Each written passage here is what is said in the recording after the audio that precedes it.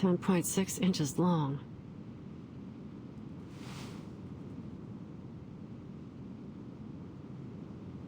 Signs of limping.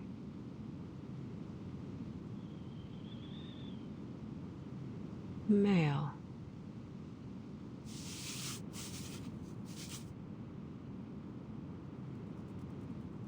Around 20 years old.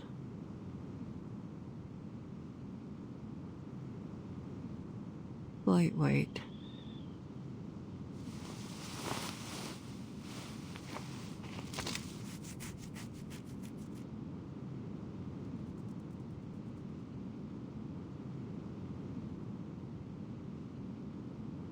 More sets of footprints here.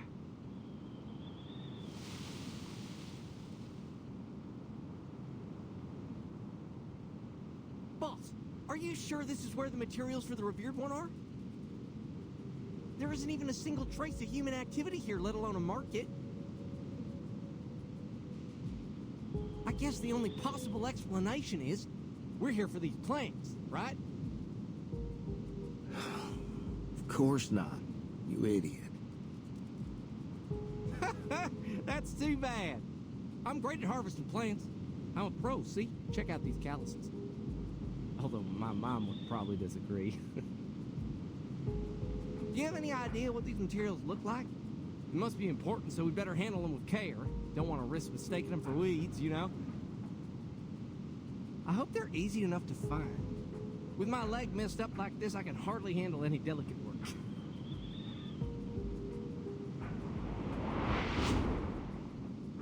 That's him. The one with a limp. Sorry about this, man.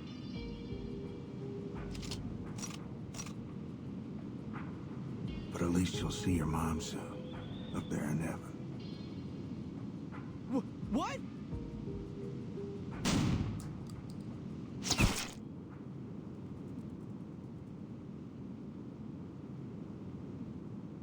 Who's there?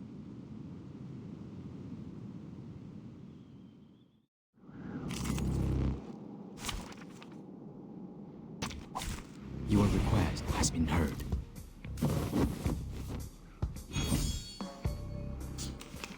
It is loading. The bones will tell. Target confirmed.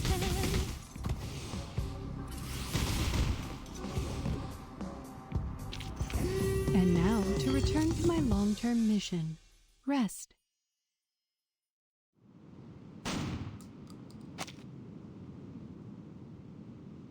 What are you waiting for? Get your ass out of here.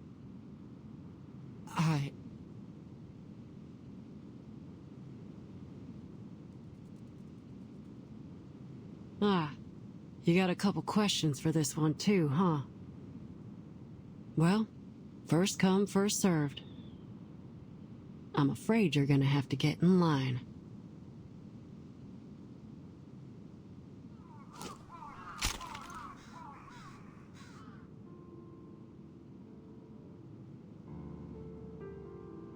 All right, here's how we're gonna do this. I ask, you answer.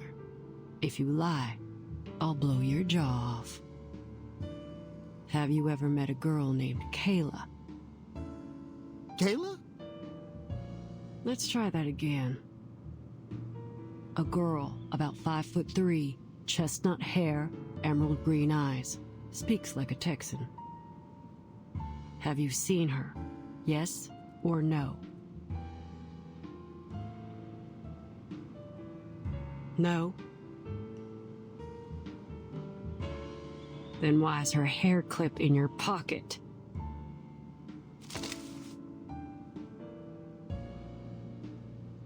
I remember. There's a girl, 5'3", chestnut hair. She's always carrying a basket. Her name's Kayla, too. But her eyes ain't emerald green. They're...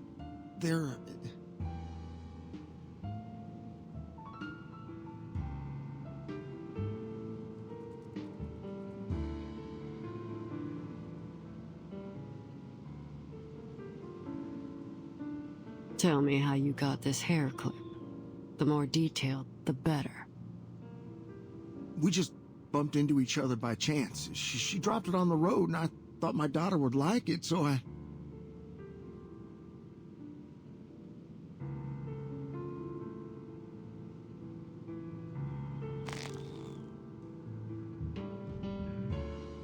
I'll give you one last chance. Where did you meet? At a place called... Tuesday's Motel. There you go. That wasn't so hard, was it?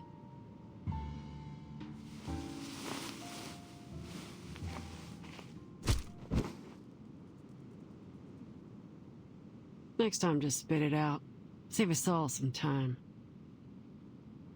Are you with the Foundation? The Foundation? Yeah. They hate the Foundation, you see. But you saved me. I need some help. My mom...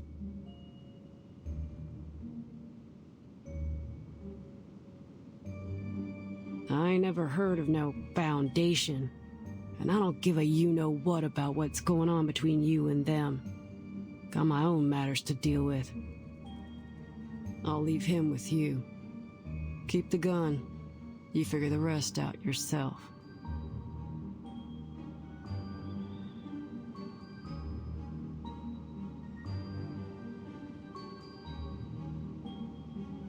Now, where's this motel?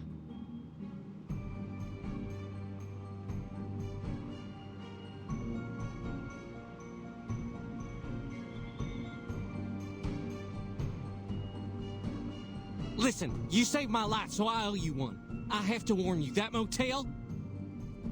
Save your breath. We're done here. Wait!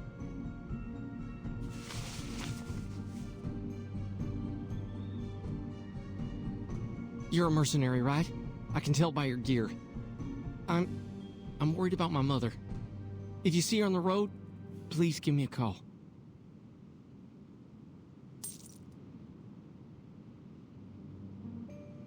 Here's a photo of her.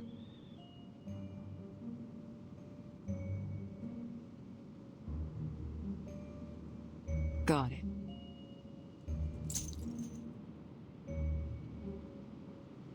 And here, my phone number.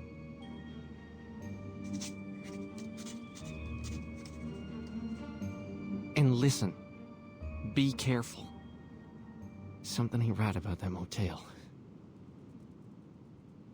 All right.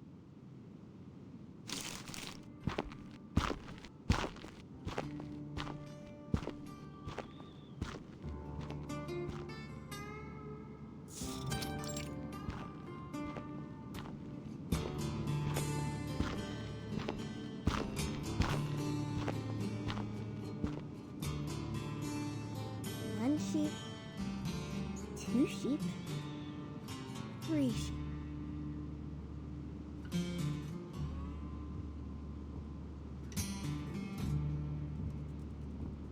Is that a sheep?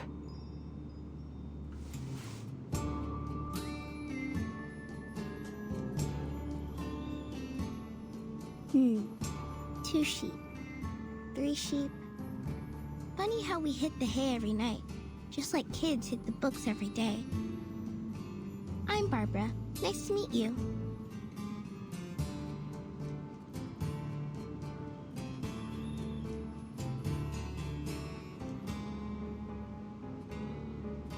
You're in my way, ma'am. I've tried waving and shouting at the drivers, but none of them stopped for me. Thankfully, pacing around the road seems to have done the trick. Listen, if you need a ride, here's my answer.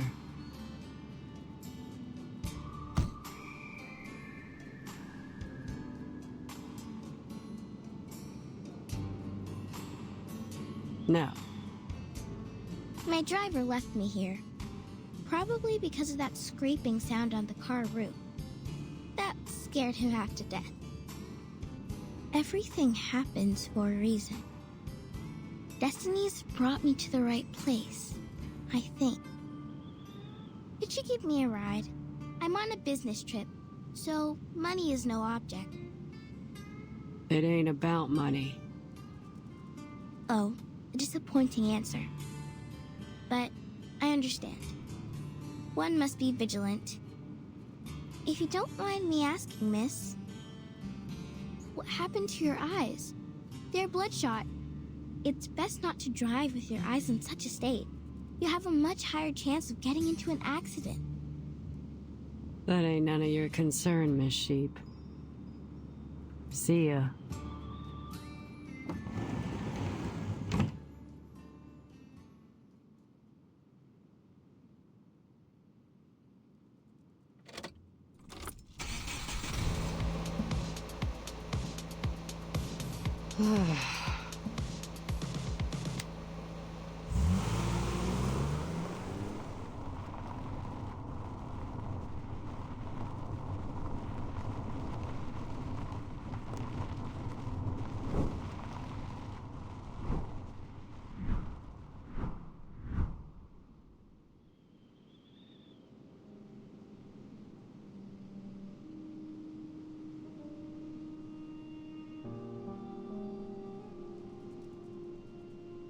Argus, come over here. This little lamb almost didn't make it out of her mama's belly.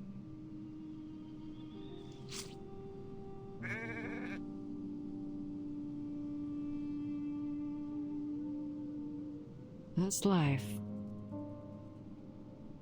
Don't say that. No living thing is born to suffer. Look, it's already standing.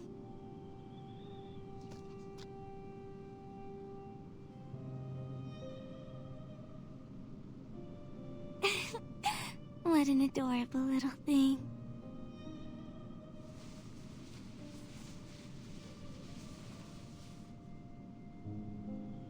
It's getting dark. We should take them back. Ain't no way they'll make it through the night out here with their mama hurt. And you can't see a thing at night. You're right. Let's go.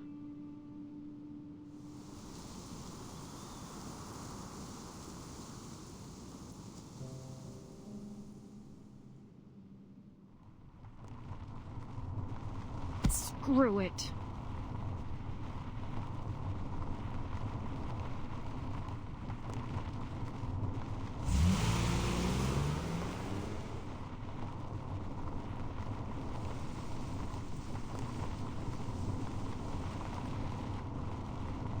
I should have minded my own damn business.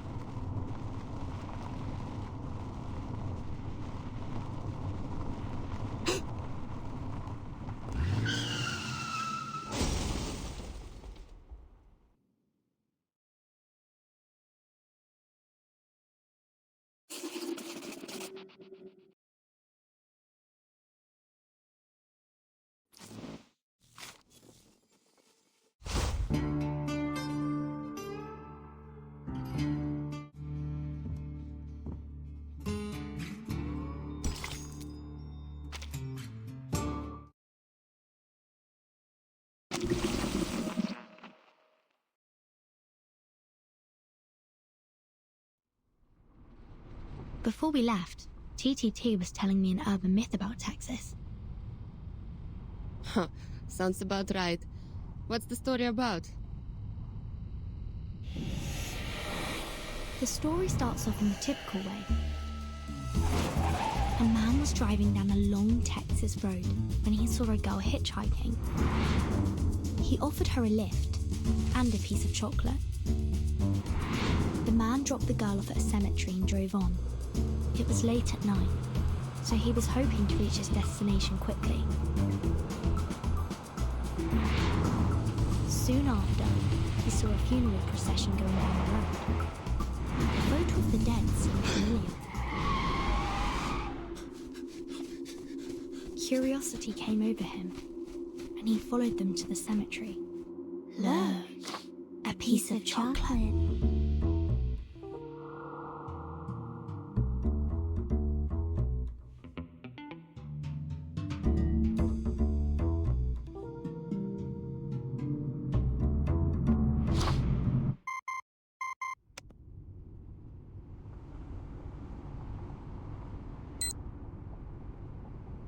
Give me a moment. I have to take this.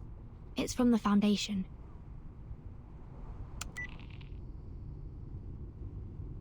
Timekeeper, this is an emergency notice. The Xeno base in Texas, USA has conducted a large-scale evacuation. Xeno has not yet responded regarding their actions. Should you encounter any difficulties on your trip there, please contact headquarters immediately. Understood. Despite these developments, your mission remains the same. Contact U2 editor Barbara, who was last seen near Route 77 collecting information, and find Erd's current whereabouts through her. Since U2 editors use a special communication channel, her current location is still unknown. We'll be in touch as soon as there's any new information. Any questions, Timekeeper? No. Thank you. All the best, then.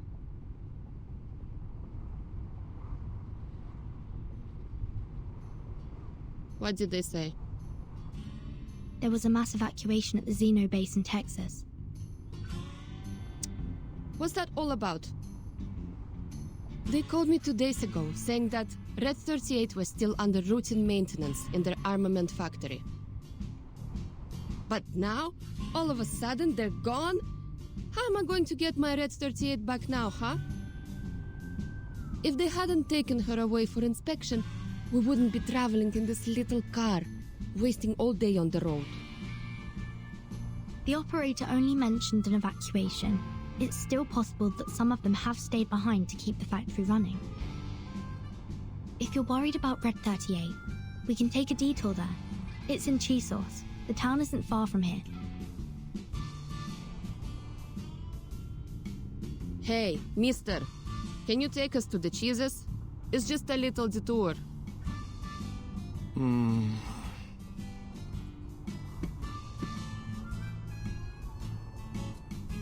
Girls, I don't know why y'all are here, but whether it's just for a bit of adventure or for business, I gotta tell you, something ain't right in that town. We've all heard the stories.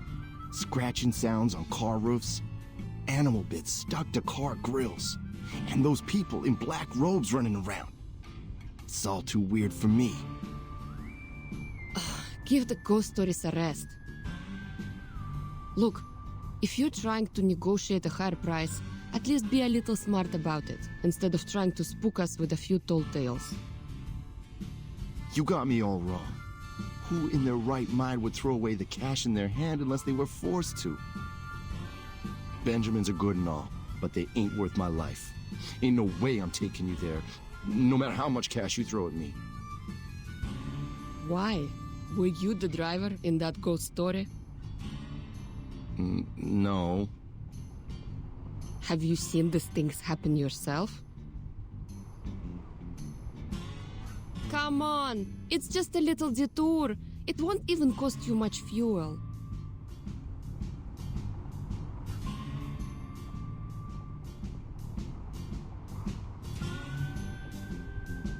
Sir? You see that? It's fogging up.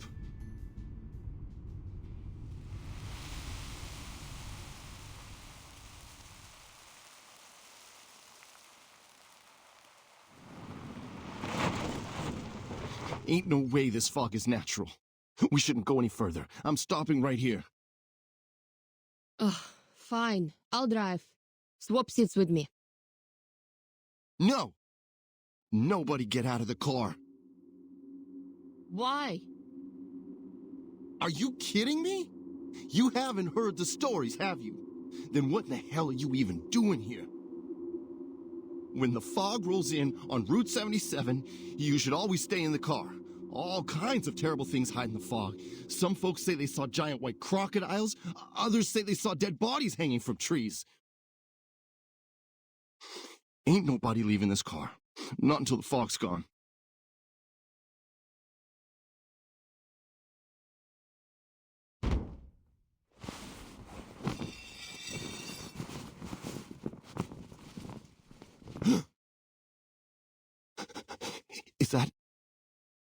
Is that? Oh, come on! Don't tell me you're scared of this stuff. He's fainted.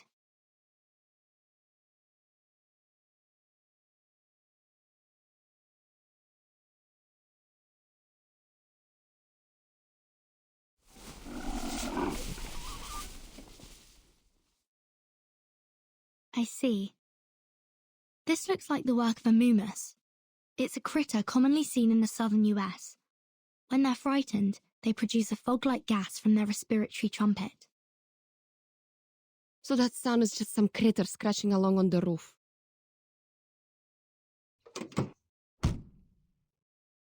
At this rate, I won't get my Red 38 back for another month. Well, I always wanted to try this. Help me move this guy, and you'll have to give up your passenger seat, Capitan. I know what you're thinking, but do you have a US driver's license? Or any driver's license at all, for that matter? What do I need that for? I can fly a broom and even do all those maneuvers. That takes more skill than driving a car, don't you think? Ha! Compared to flying, driving a car is child's play. Just look at the number of drivers compared to pilots in the world.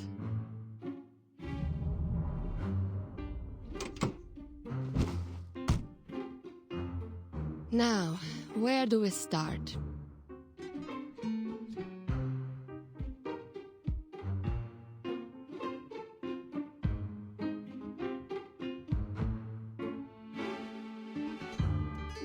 Start both engines. Keep the tachometer at 70%. Here's the nose wheel steering, the position indicator for the joystick, the throttle lever. And these are for the flaps. No, that's not right. We're in a car, not a flying machine.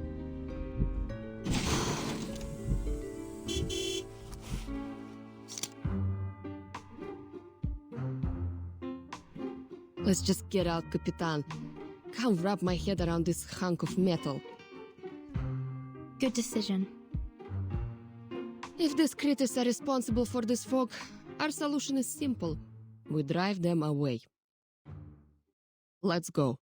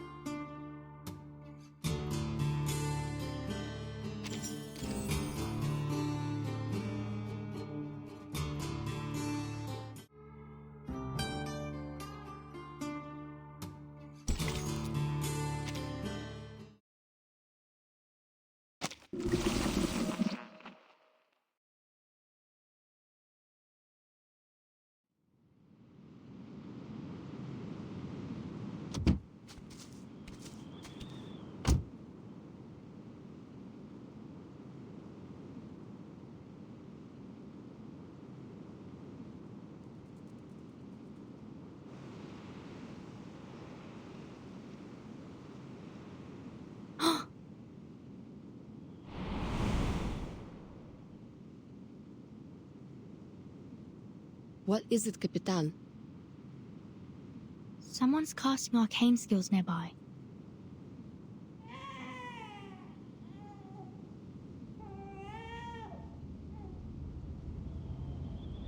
Do you hear that? Sounds like a crying baby.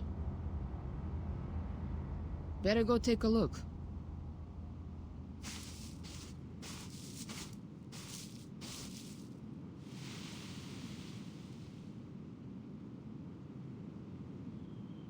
You know, a Texan soldier once told me about a notorious bandit back in his hometown many years ago. He would record the sound of a crying baby and play it outside the homes of single mothers. Then he'd wait, ready to attack them if any of them opened their door to look for the baby. Yes, but the actions of one man don't negate all other calls for help.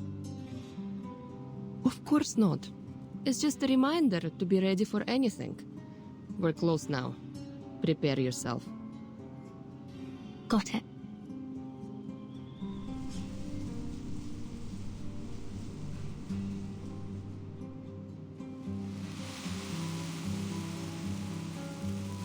Burton, over here!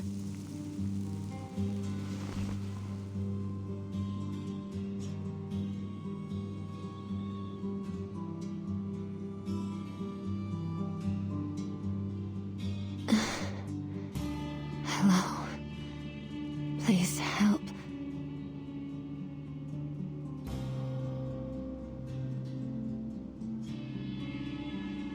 Are you all right, miss?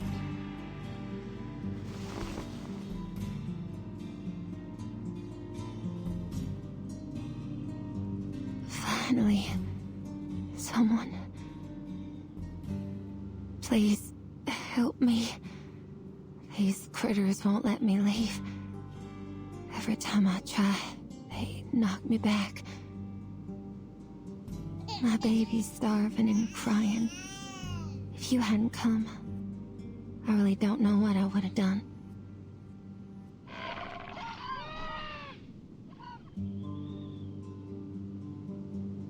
You mean these Moomus? I've never read about them attacking anyone in any reports. In fact, they're known for being rather timid. Reports don't necessarily capture the whole story, Capitan. Look at them. They don't seem very timid to me.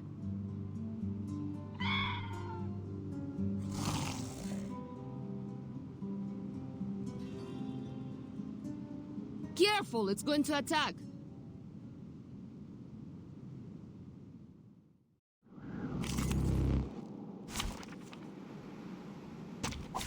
It's an honor to meet you.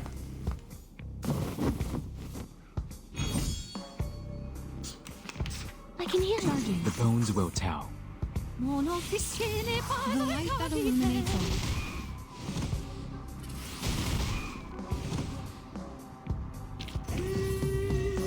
The curtain has fallen.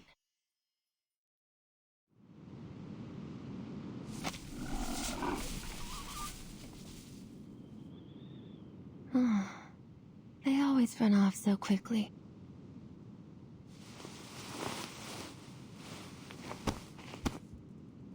Are you all right? Did you get a good look at them? Those slippery little things look like seals, don't they?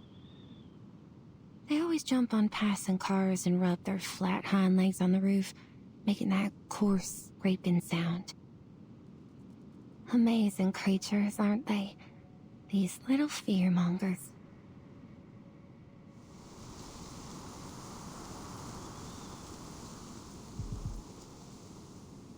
But they are, in fact, easily frightened. The slightest movement could startle them. That's why it's foggy all year around here. Many of my guests have trouble finding their way to the motel.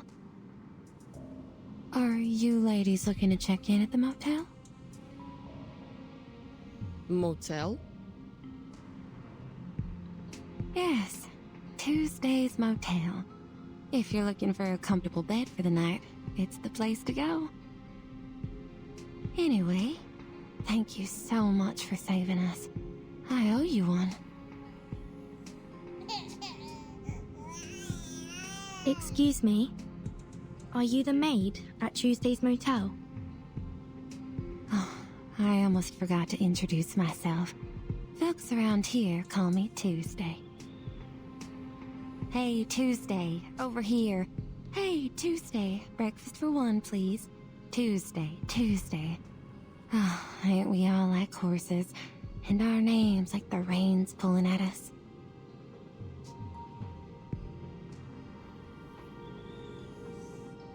Do you need a place to stay, ladies? Thank you for your kindness.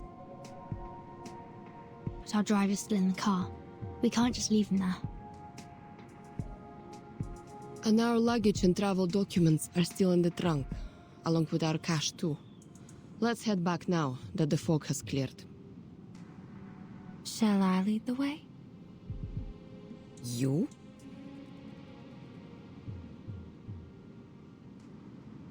What were you doing out here alone anyway?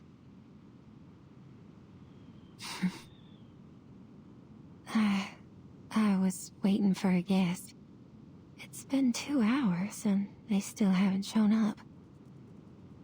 I thought, rather than waiting here, I would pay you back for helping me. I assume you parked near Route 77? Let me take you there.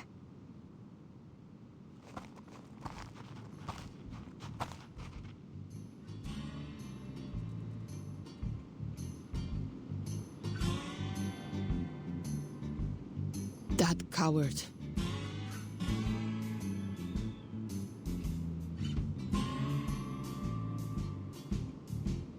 He just threw out our luggage and took off.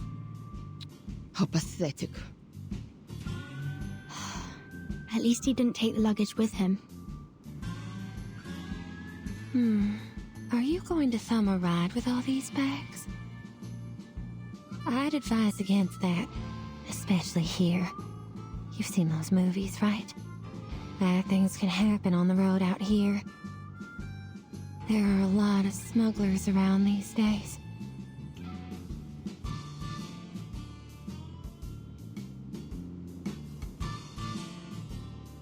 Did you say your motel wasn't far from here?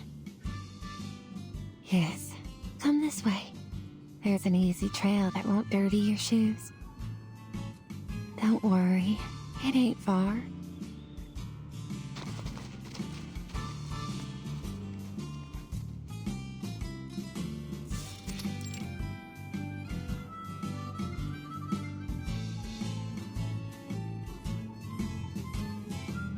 When night falls and the signs are lit, a weary traveler may find a comfortable place to rest here.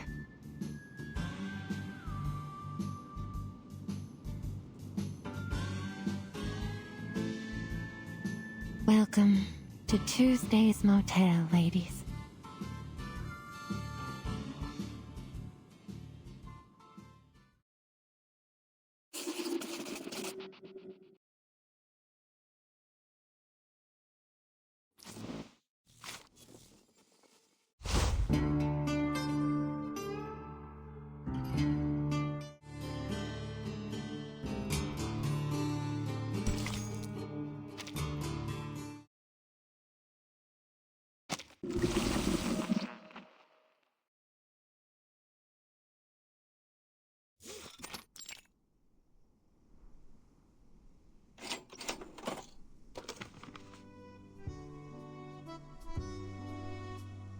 That'll be $25 altogether. Will that be on card or cash? Cash, please.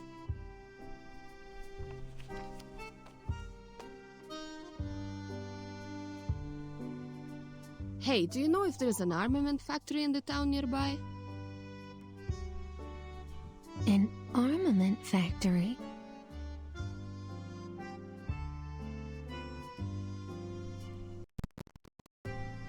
Yes, there is one. Would you like a map?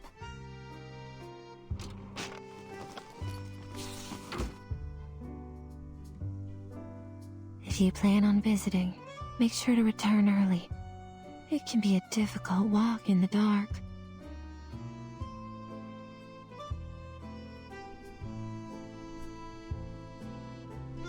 Doesn't seem far from here. It's about an hour's walk. I'd recommend leaving tomorrow morning. It's getting late. It's best not to be outside at night. Thanks, but I'm going right now.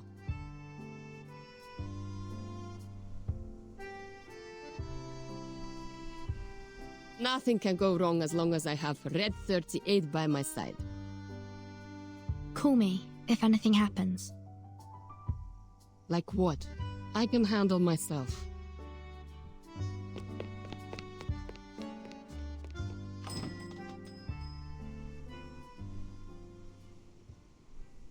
Don't worry. She'll check in later. Here's your passport. Have you been working here since the opening of this place? Yes. How's business? Not too great. It's the off-season now. You don't seem too good at small talk. Is there anything you'd like to ask? I do have one question. Have you seen a sheep-headed arcanist around?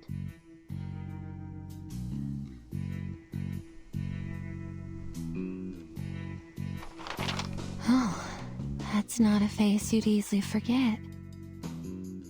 And why are you looking for this arcanist?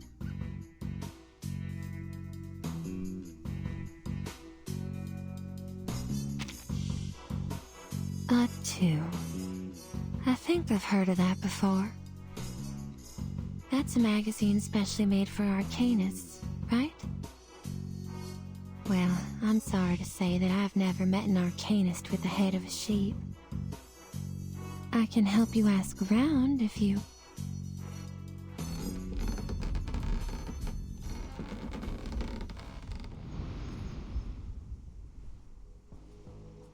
What? Sounds like something's going wrong upstairs. Sorry about that. Let's head up. Your room's on the second floor, too. Then we can take a look at what's happened.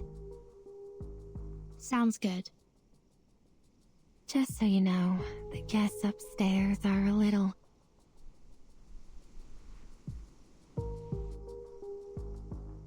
Well, you can stay behind me if you like.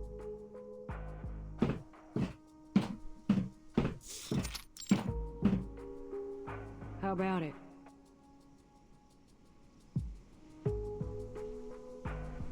It's just a simple room swap. I'm sure it won't be no trouble at all for a generous lady such as yourself. That's the guest staying in room 210. She arrived here the night before yesterday. She was injured when she came in. Seems it didn't take her long to recover. But I don't quite understand why she insists on swapping rooms with the other guests. If she does the same to you, please call the front desk. I'll do my best to help. Why didn't you offer her your help? She needs it more than I do. Oh, things don't work like that here, miss. Everyone has their own secrets. With the variety of guests we get, it's best to keep your mouth shut, or else somebody will shut it for you. Although there are fewer bounty hunters around these days, my advice is to stay quiet if you don't want any trouble. Especially if you're dealing with an armed mercenary. You know how things like that play out down here in Texas, don't you? Understood.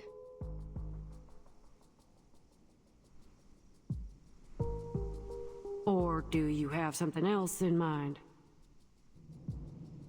Is your room bigger and better than this one?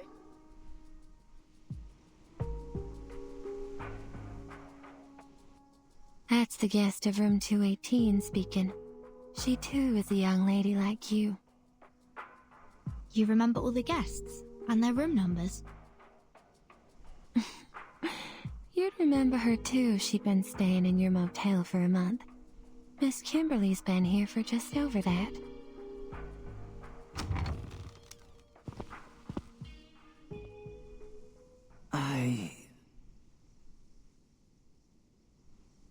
Hmm?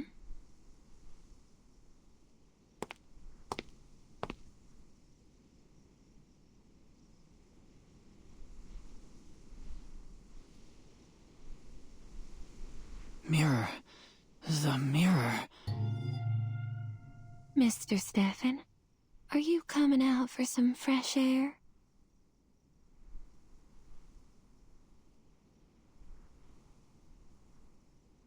Maid, you're just in time. I'd like to swap rooms with this Kimberly lady. If Miss Kimberly and yourself have come to an agreement, then I see no reason why you can't do so.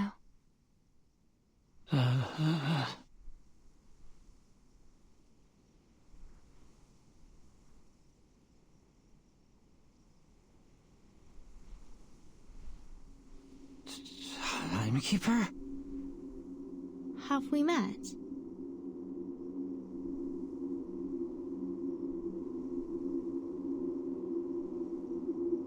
Vertin? That's me. Do I know you, sir? I saw you in the newspaper. The newspaper, that vacuum bomb. Did you see the explosion? You must have, because you made it happen. You dropped the bomb, you murderers. But have any of you been brought to justice? No, not a single one. Instead, you were congratulated and given medals. Revolting. Disgusting. Why were you rewarded for murder?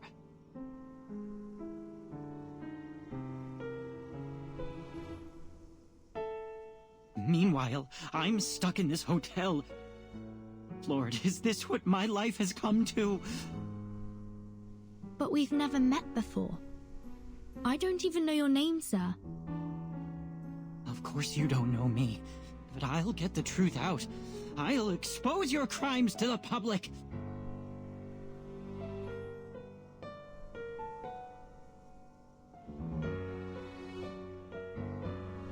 That rotting woman in the tub, that sheep-headed monster, and that one inside the mirror. Sheep-headed, you say? Wait, sir. Shh, don't startle him. He's totally crazy. I should have known it was all fake.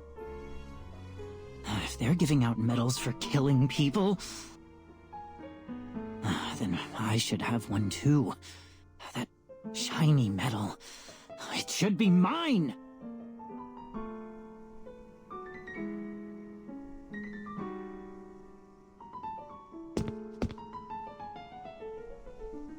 Stay back!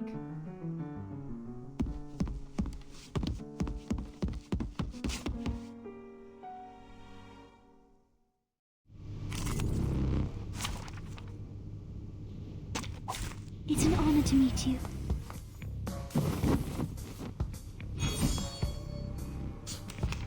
I can hear you. Music will speak. Aim and shoot.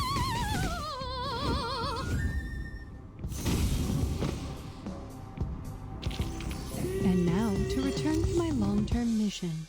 Rest.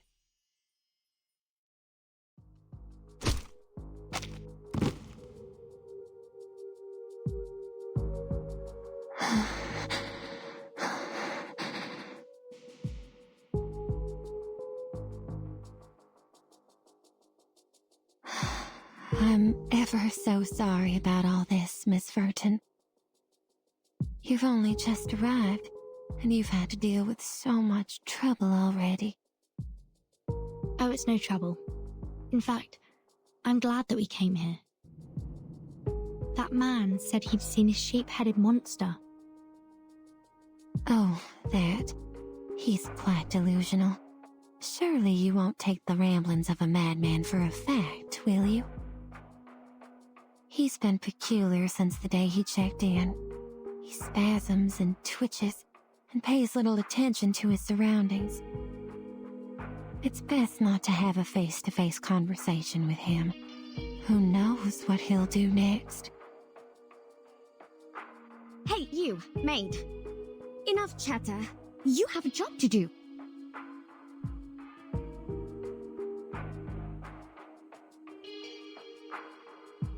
I've accepted the offer this, Miss Argus made. What's next? What should we do? Apologies, Miss Kimberly.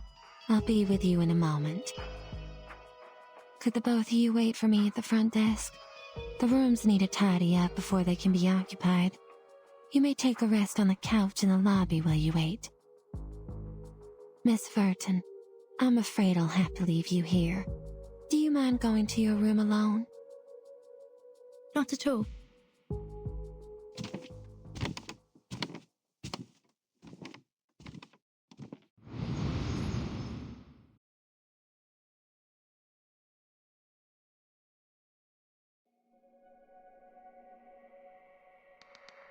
Ma'am, you can just leave the room as it is. If you clean it, it'll interfere with my work. You might want to check on that Kimberly lady. She looks starved. She wouldn't stop shaking.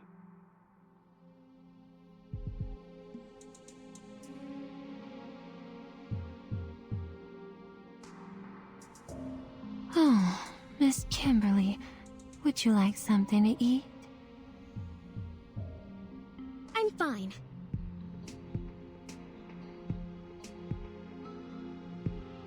I agreed to change rooms, didn't I? Why are you two still mocking me?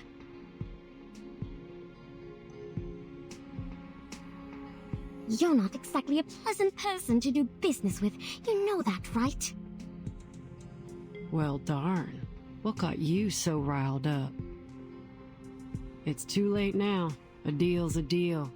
You can backpedal if you like, but it ain't wise to mess with the girl packing heat down here in Texas. Later, Miss Kimberly.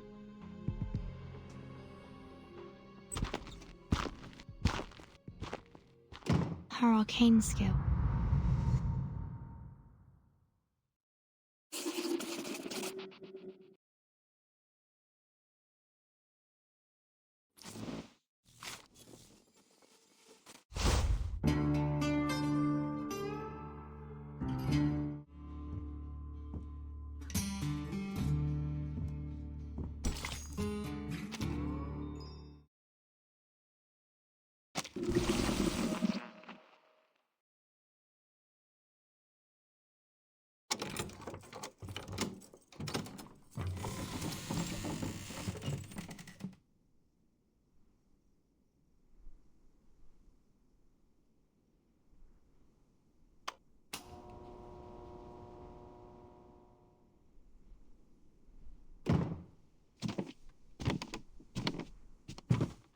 That man, Stefan, he clearly knows something. But he appears to be rather mentally unstable, and he's hostile towards me. Madam Z cautioned me on this. I must be extra careful when dealing with people like him. Should make sure I have a backup plan in place before proceeding. Still no sign of Lilia.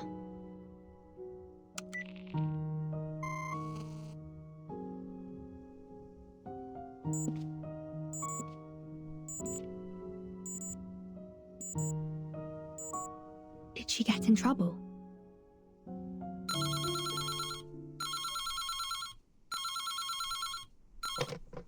Hello?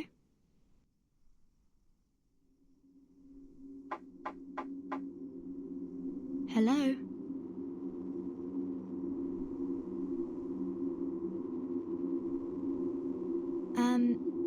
Is that Miss Tuesday?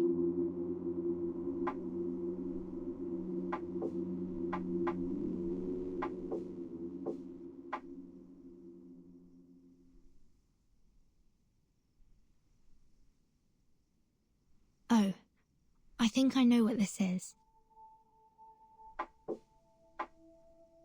That's an R. E. S. P.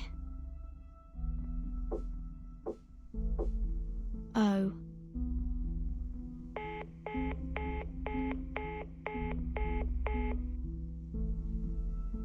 Respond.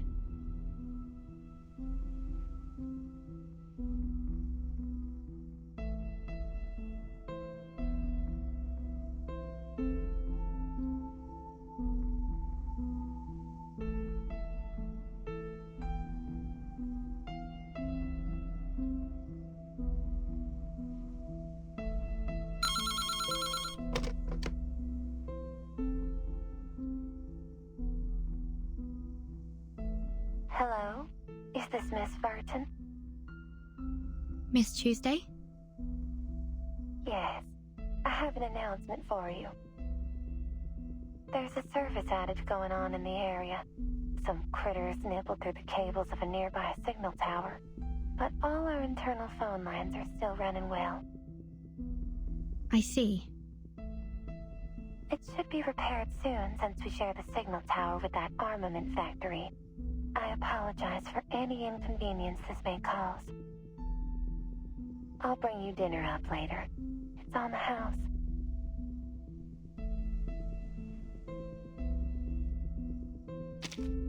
There's something I want to ask you. I received a phone call earlier.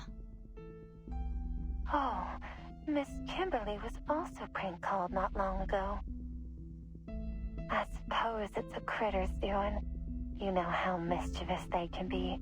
And since they have decent smarts, they can play some pretty nasty tricks.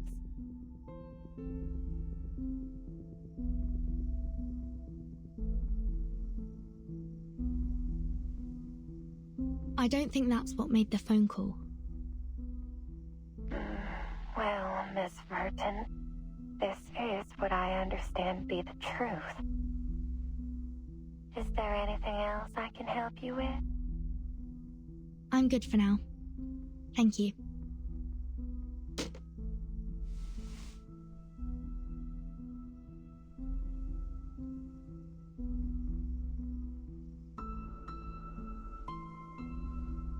Spiders?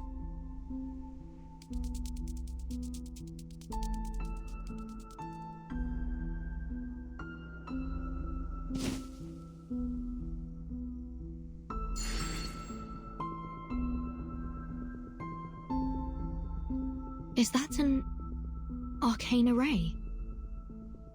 The pattern's familiar. I've seen it somewhere before.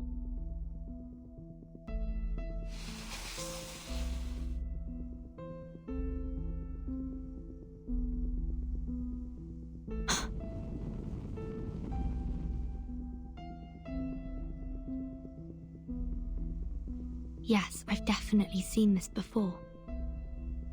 When I was in school.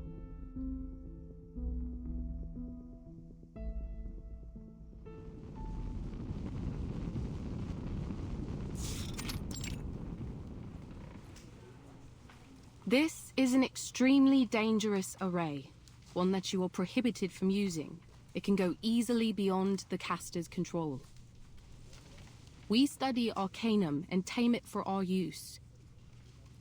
But once its power surpasses our limits, it is highly likely that it will lead to our own destruction. I need you all to remember that. It'll be in your next exam.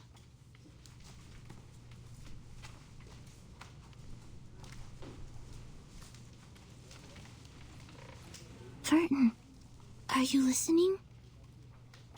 The instructor just said it'd be in the next exam. If you like, you can check my notes.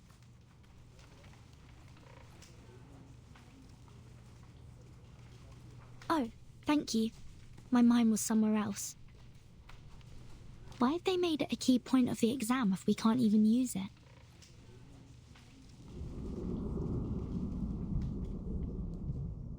I see. They didn't teach us about arrays so that we could use them. They wanted us to be able to identify them so that we could avoid danger.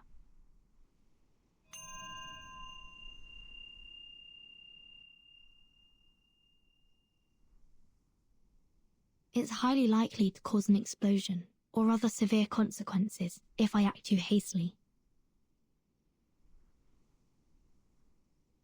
Lilia still hasn't come back. I must find someone else to help.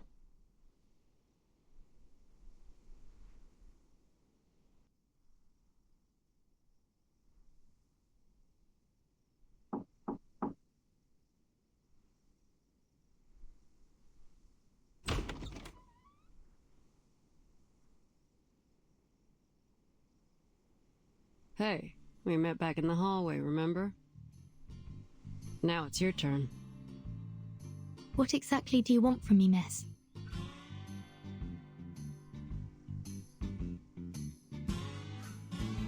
Well, it's simple. The person I'm looking for is right here in this motel, and I'm scouring every corner of it to find her. Look, Missy, I don't want to make things hard for you. Name your price, and we can talk. If this person's gone to such great lengths to avoid you, perhaps she doesn't want to see you at all. Well, that ain't my concern, is it? A job's a job. Whether it's catching a cheating spouse, tracking someone down, or delivering a letter, it don't make no difference to me. Very well. But you'll have to look elsewhere, I'm afraid. There's no one but me in this room. Look, I know what I'm doing. How about you turn around and take a good look around the room?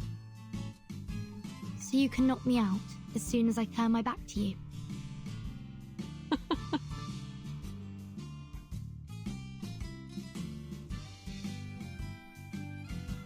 Missy, if that were my plan, I wouldn't have spent all this time talking to you.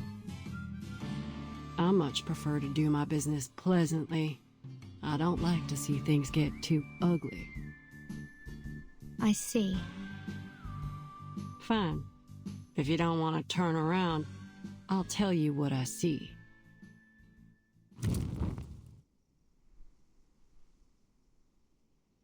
You've burned your finger there.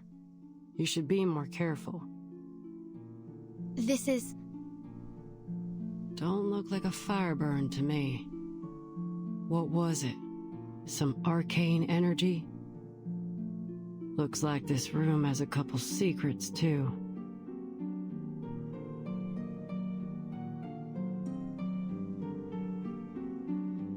So you touched an arcane array, and its power burned you. How's that for a guess? Pretty close, huh?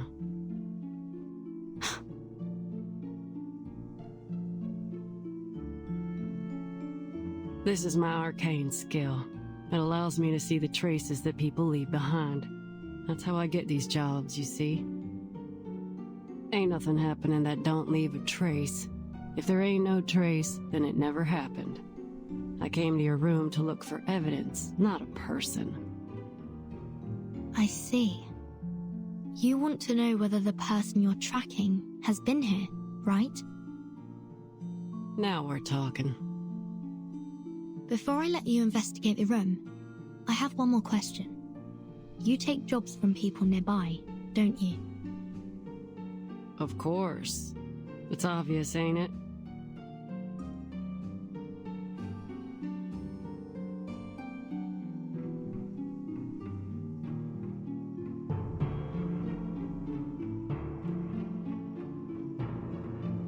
You seem more intrigued by my profession than my peculiar request. You're in trouble, ain't you? Then let me formally introduce myself. The name's Argus. I'm 26, and I have extensive experience as a mercenary. Let's make a deal. You may search this room all you like, and I won't say a thing. But in return, I'd like your assistance in my own investigation. How, exactly? Can you tell when that array on the cupboard was drawn?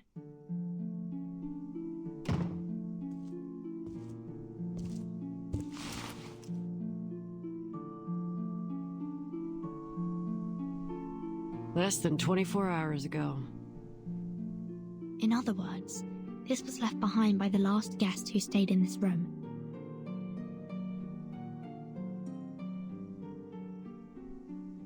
Can't say for certain.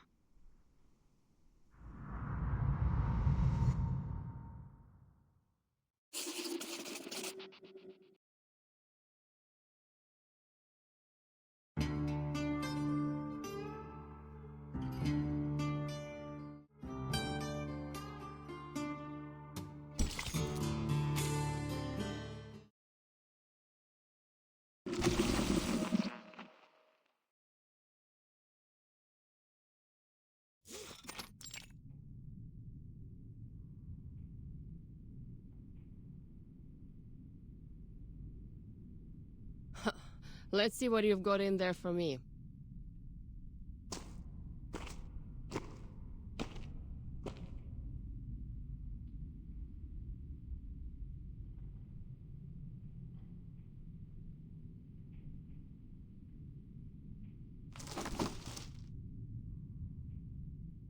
Hey, buddy!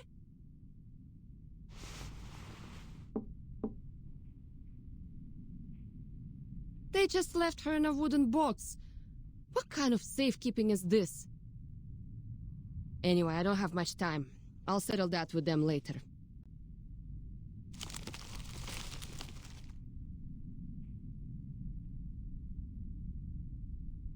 Alright, at least they bothered to put a gravity ritual on it.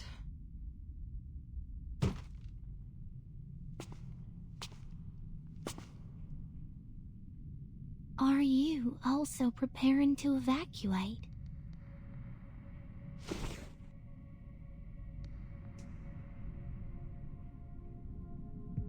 Ah, perfect timing. Are you in charge here?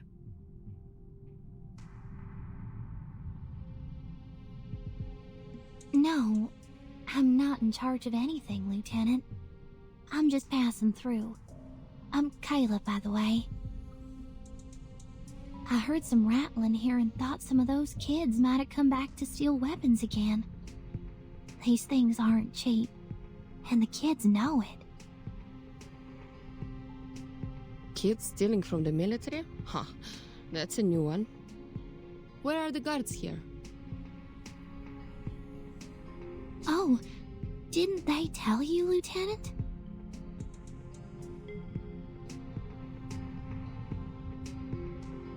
The army stationed here started evacuating a month ago.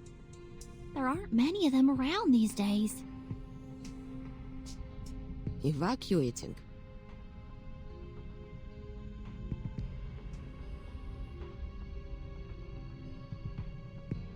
Then where can I find the soldiers that are still here? You're new in town, right? Did you see a bar on your way here?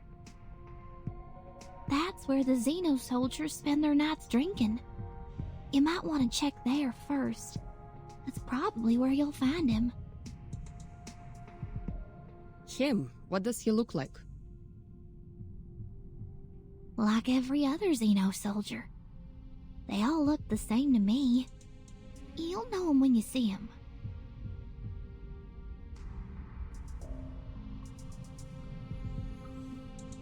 But I have to tell you, the bar doesn't like outsiders. Have you heard of the Order of Enlightenment? It's an occult society. Very active these days.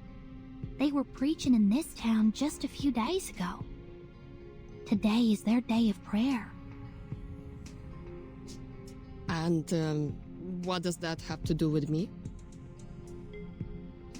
The bar you're going to is where they gather to pray. That's all I know.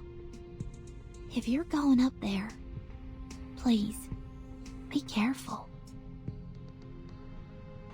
Huh, thanks.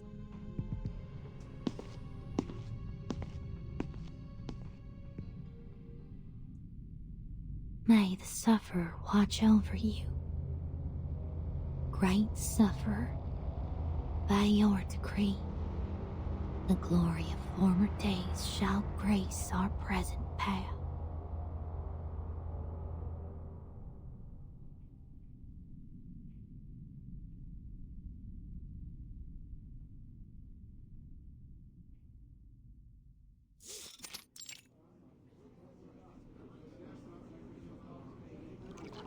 Great sufferer, by your decree, the glory of former days shall grace our present path.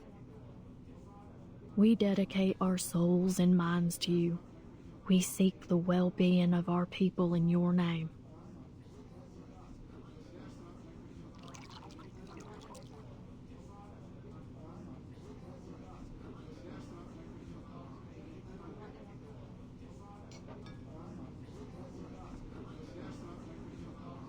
May the sufferer watch over you. Under their grace, may our cups overflow. To the sufferer! To the sufferer!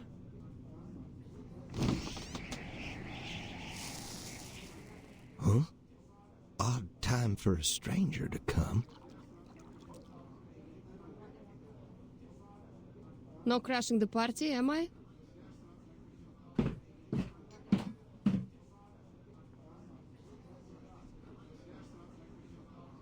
Napa Valley, Californian Red, Kentucky whiskey.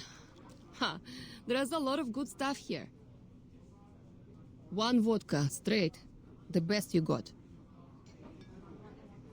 It ain't business hours, lady.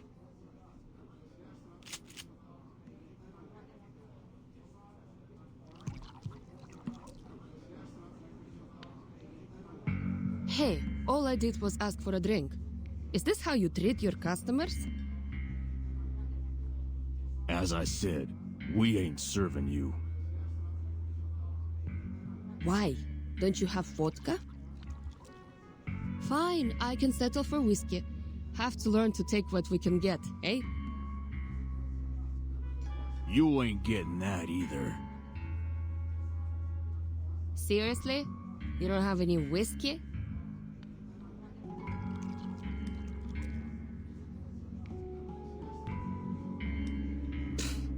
I'm starting to understand why Zeno evacuated. What's the point of living in a town where there's no real liquor?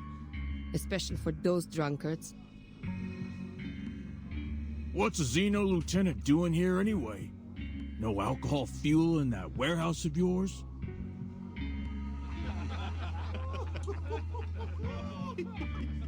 Huh. You sure have some interesting drinking habits down here. But I'm curious. What did the sufferer promise you to make you all change your faith? I mean, that's quite an achievement, especially here in Texas.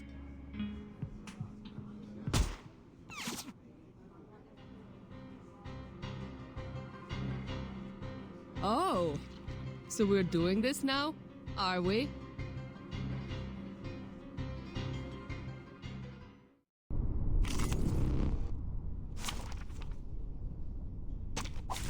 Your request has been heard.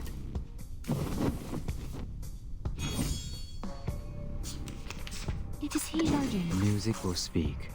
Tu peux la jeter maintenant. Barrage. La charme d'opère. Pardon me.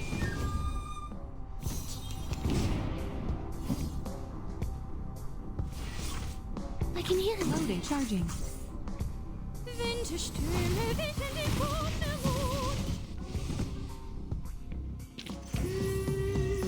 The curtain has fallen.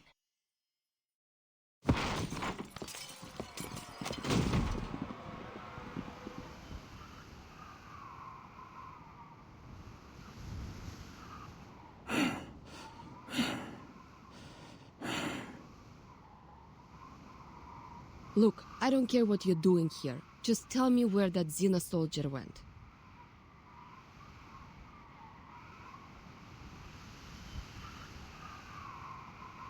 What Xeno soldier?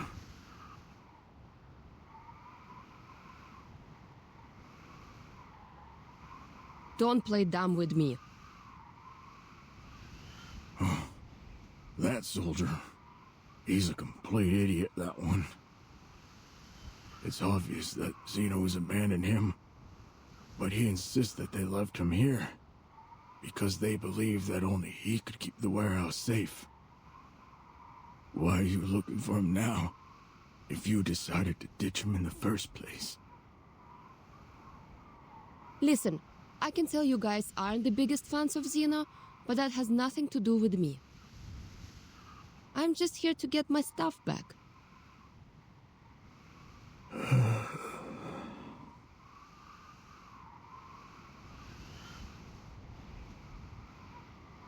Fine. If you insist on finding him, try your luck on the outskirts of town. He might be drinking there. Thanks.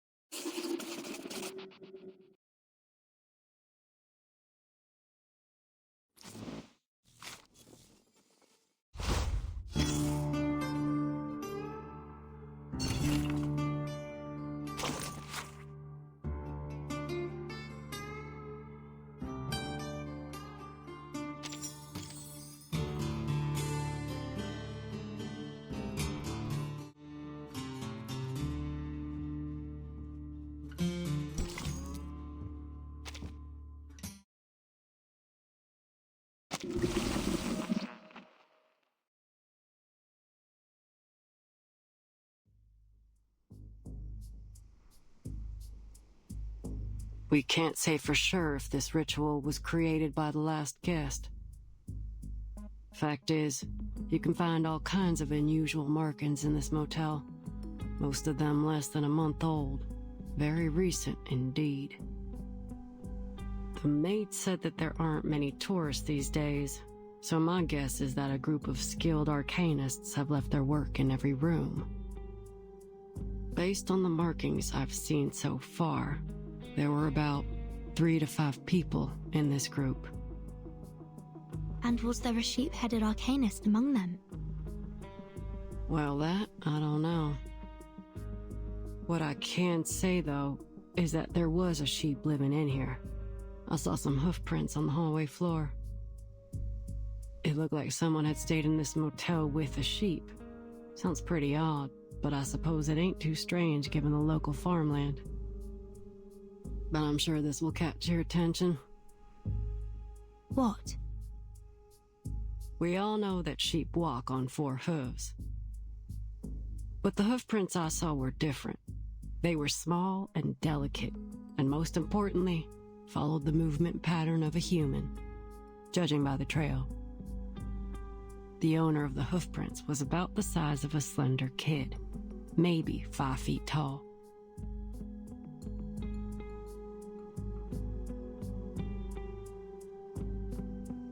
That's it. That's the one I'm looking for. Don't I know it?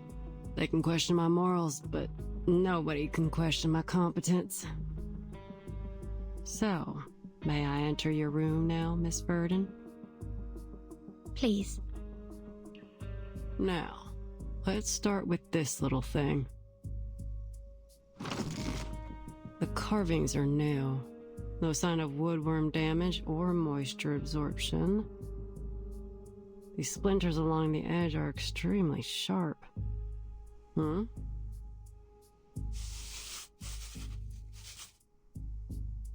Is this dried blood?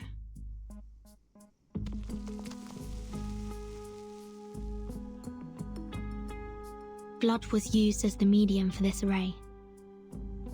The circle isn't fully closed here, and the lines are a bit uneven. Whoever drew this doesn't seem to be an expert. You know how to deal with this, right? All you have to do is ask, boss. You might be surprised. We need to destroy it as quickly as possible. I think it's been left by a dangerous occult group. Hold on.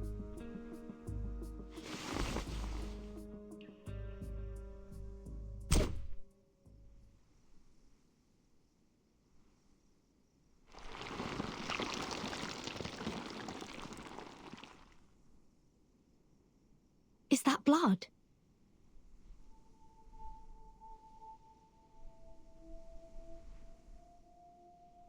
Yep, the blood of an arcanist, so it can't be Kayla's. Can you discern the owner's identity? I ain't all-knowing. I can't identify people by their blood. No, I'll need more than just blood to find out who was here.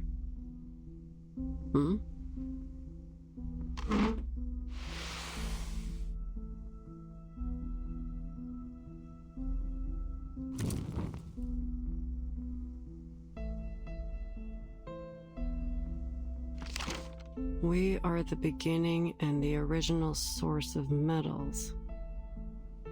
Through us, the highest tincture of art is brewed. There is neither a spring nor water like mine. I heal and help both the rich and the poor. Yet I am full of hurtful poison. What the hell does that mean? It's a quote from a text on alchemy. All challenges will be resolved with the provision of sufficient and high-quality materials and the precise execution of the array. But where do we find these materials?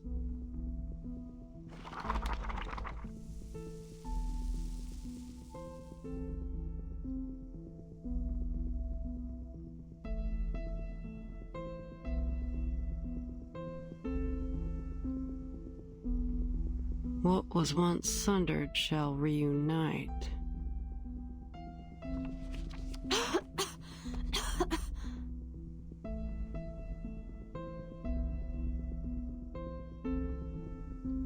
I've seen this handwriting before.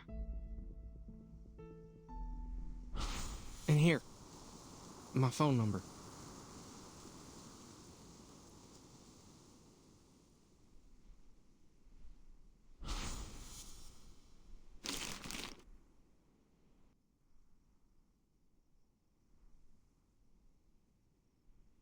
Yep, this is definitely the same.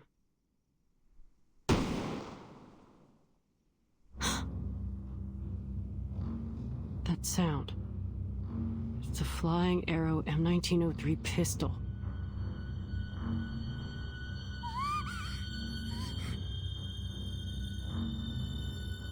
Kimberly? What's wrong with her now? I better go check it out, boss. Something don't seem right. You coming? That Kimberly must have run into something.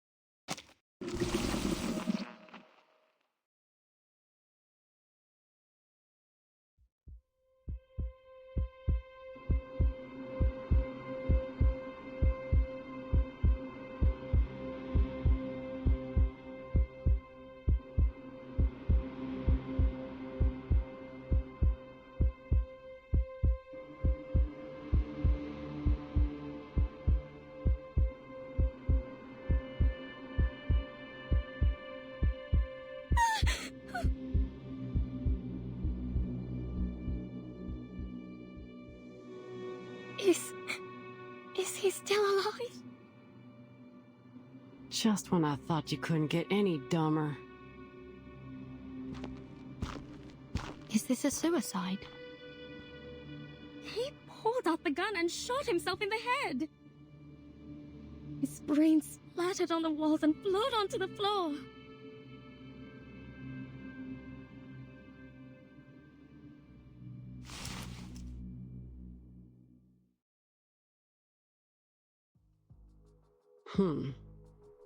There's gunshot residue and powder burns near the wound. Gunpowder particles on his fingers.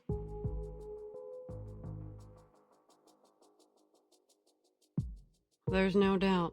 He died from a gunshot wound.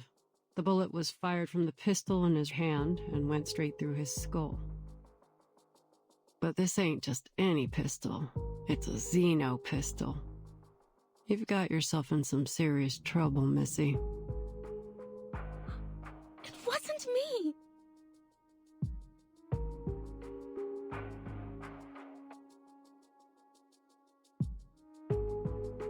I'm just an innocent, sad, terrified girl who just happened to pass by. Well, Miss Innocent, Sad, and Terrified. If you want to prove your innocence, start by telling us what happened here. And mind you, I will call you out if you lie. The evidence here will tell me what's true and what ain't.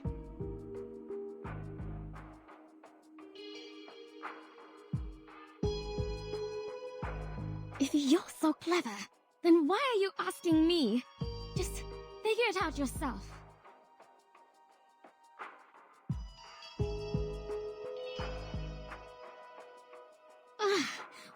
All right, I'll tell you. This madman has been harassing me.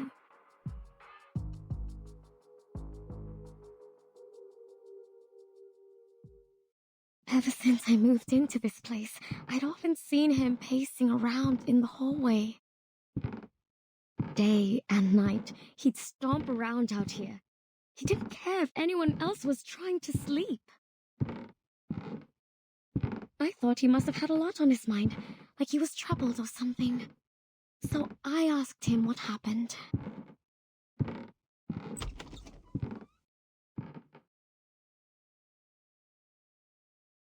His deep, sunken eyes were bloodshot. Every fiber of his being screamed that something was wrong with him. Sir, if you have any problems, there are many ways to solve them. But pacing in the hallway isn't one of them. Plus, it disrupts everyone's sleep. I swear I didn't say anything too harsh, but he was just downright rude. Get the hell away! Get out of my face! Excuse me! That's pretty rude, you know! I had no desire to argue with the madman. Thankfully, the maid intervened when she heard what was going on. I have no idea what she said to him, but eventually they came to terms. He stopped pacing the hallway from then on. That was a relief. I'm sure the other guests would agree. That maid can vouch for what I've said. Ask her yourselves. Not long after, I found a letter from Stefan on the floor of my room. It'd been slid under my door. In the letter, he apologized for his behavior.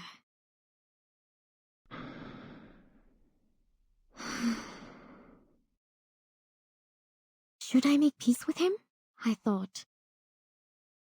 As I wondered, I took a look through the peephole. It was strange. I couldn't see a thing. It was pitch black out there. Is it broken? I wondered. Before I could dwell on it too much, the phone rang. I was startled, but it was just the front desk calling. Hello, Miss Kimberly. Is it dinner time already? No. Is there an issue between Mr. Stefan and yourself? She seemed hesitant to speak. I know it's not my place to ask, but the situation is a little concerning. Mr. Stefan is standing at your door, his face pressed up against it, so I just want to confirm that everything's all right between you two.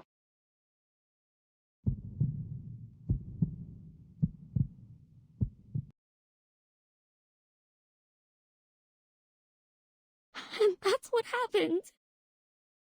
Calm down, miss. It's all over now. Do you still have that letter with you?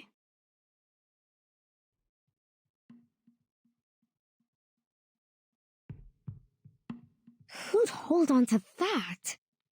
I threw it out right away. It's somewhere in that bin.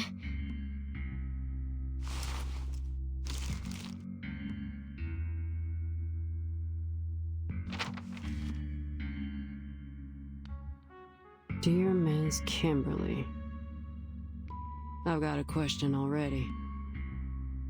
How did he know your name? You didn't know each other well enough to have exchanged them, did you? I'm the victim here, damn it! You can't interrogate me like this. But if you must know, maybe he heard it when my friend called me. Your friend? Why? What's so odd about that? A young girl like myself should never travel alone to places like this.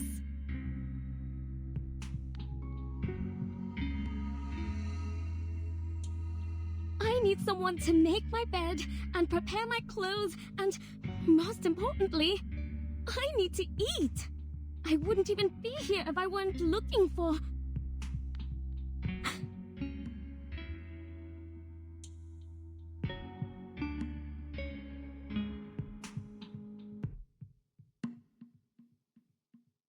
I want to apologize for my behavior earlier in the hallway. Looks like a perfectly normal letter to me. No hints that this is from a man on the verge of a mental breakdown. If you won't take my word for it, go ahead and ask the maid. She was there. She can vouch for me. Please, we weren't accusing you of anything.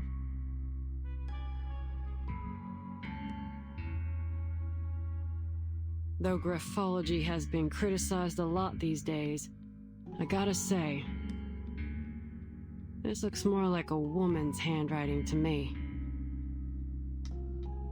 So you mean Stefan was a woman?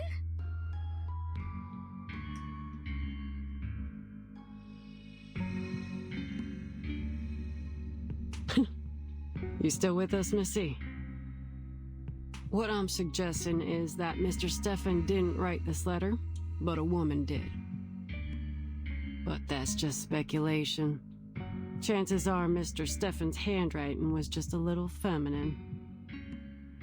I'll keep this letter for now. Back to my questions. If the story you told is true, then why are you at the scene of his death? Did you go looking for him, even after all the weird things he'd done? I was hungry, okay? That's a good enough answer for you? I can't just starve myself. Hungry? If I remember correctly, the motel offers room service. And you get 1 free meal a day, so even if you ain't got no money, you have enough food to get by. What do you know?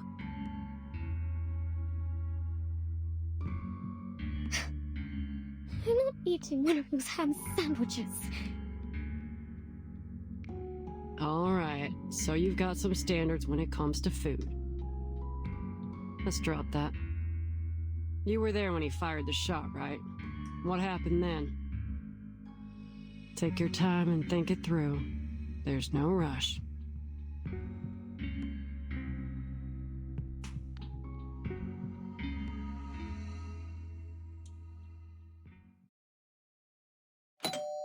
About 15 minutes ago, he rang my doorbell. I thought my friend had returned from town. She always brings something amazing with her, so I opened the door. The last thing I expected was to see Stefan standing there. Who'd have thought that he could get back on his feet so quickly after the beating he took? I was terrified when I saw him there. He towered over me, one hand on the doorframe and the other pushing against the door. I slammed the door shut. I thought he'd let go. But he didn't. The door closed on his fingers. I understand now. I understand it all. You're with Zeno, aren't you? His fingers were bent at a peculiar angle. It must have been painful, but he didn't seem to feel the pain at all. The fracturing of his fingers was no more painful than a mosquito bite to him. You came to me and made me drop my guard so that one day you could turn me in for a bounty. But why me? Why are you doing this to me? It wasn't me who made the plan. It wasn't me who executed it. It wasn't me who pressed that damn button. All I did was expose their crime to the rest of the world. Tell me, why else would they want my head so desperately if they didn't believe they were guilty? In the meantime, the actual killers are treated as heroes. But I'm the hero. Me. But all my sorry ass gets is a lifetime of hiding out in some random motel in the middle of nowhere. This world is sick. What the hell are you talking about? Come on, drop the act. Right after you spoke to me, Vertin showed up at my door. Are you trying to tell me that that was just by chance? Vertin? He totally ignored my question. The world has fallen ill. I can see that now. The realm above truly does exist. How else would we have gotten the idea of a perfect heavenly realm? Obviously, it doesn't exist in this world. I don't care. Even if that place does exist, it has nothing to do with you. Get out of the way. I'm closing the door.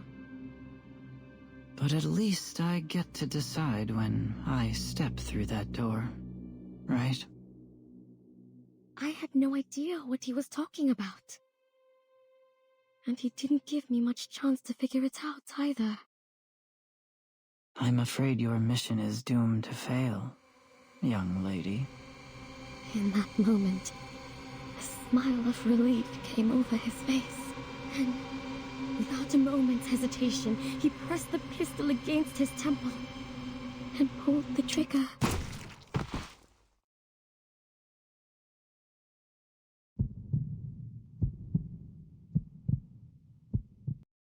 And you know the rest.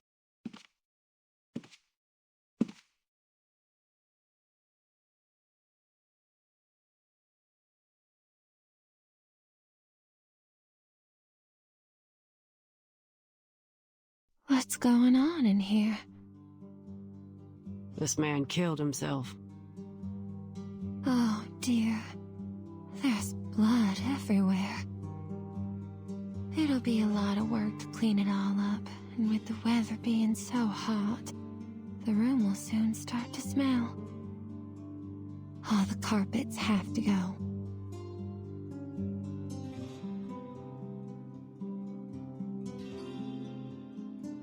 Miss Tuesday, can I ask you a question? Yes? Have you ever had any guests who looked like or claimed themselves to be Manus Vindictae? Manus Vindictae?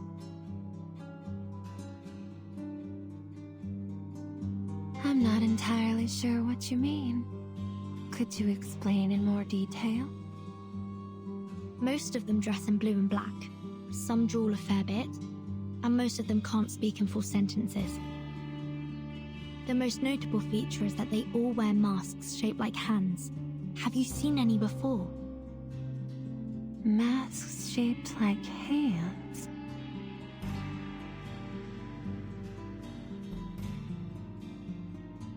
No, I've never had a guest who wore a hand-shaped mask. Never seen anyone in blue and black either.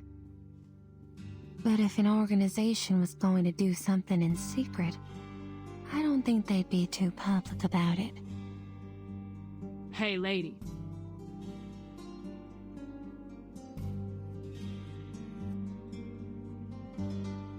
Take me to his room.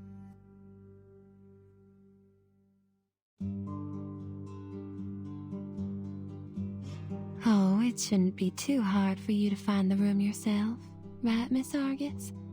After all, that's how you make a living. But I can just tell it to you. It's 214. You must be curious about that room. I'm surprised. You've been in almost every room in the motel, and you've been here for 2 days. You're like a child in your curiosity. This place would be much safer if you were the sheriff here. Anyway, I hope you can find that girl soon.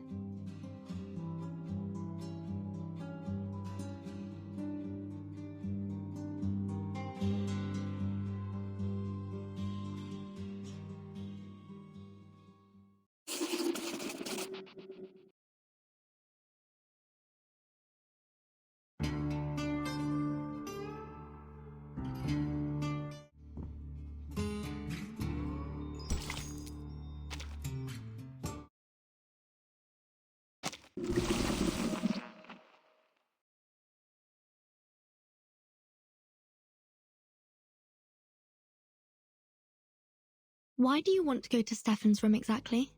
Is it related to our investigation? Well, of course, boss. I'm here looking for Kayla, just as you're looking for that sheep-headed... What is it? That arcanist you're looking for. Is her name Barbara? You know her? Yep. We met on Route 77.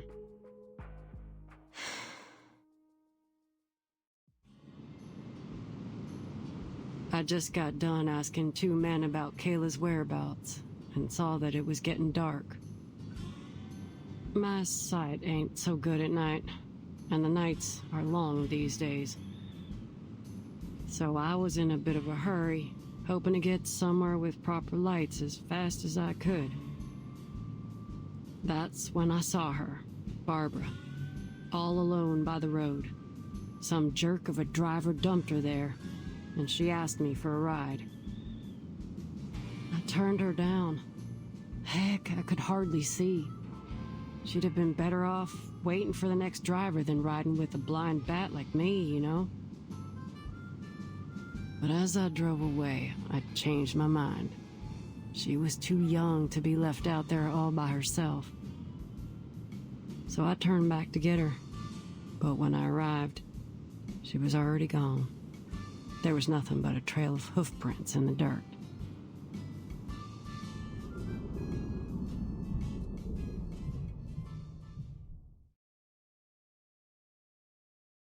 When I got to the motel, I saw those hoof prints again. I gotta say, I was kinda relieved to see them. At least she made it here safely. And is she still here? Well, I've never seen any hoof prints leaving the motel. But that don't mean she's still here. You gotta be mindful of what your mind picks up and what might slip you by. It's easy to ignore other evidence when what you've seen already fits your hypothesis. That being said, it's still likely that she's somewhere in the motel. All right. Then let's look for her. It seems we're in agreement. To room 214. 202, 203.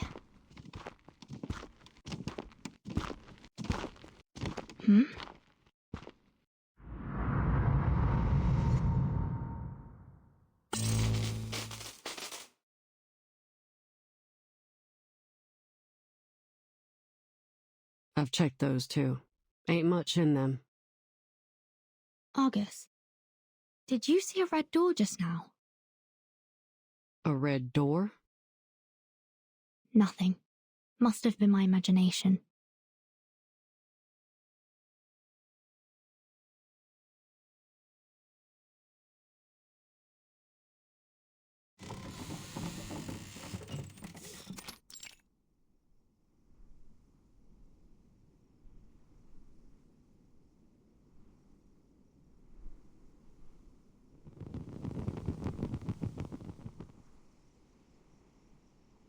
Are you all right? Can you still see? Don't worry about it. Ain't the first time this has happened. This high issue runs in the family. It's the price we pay for having our arcane power.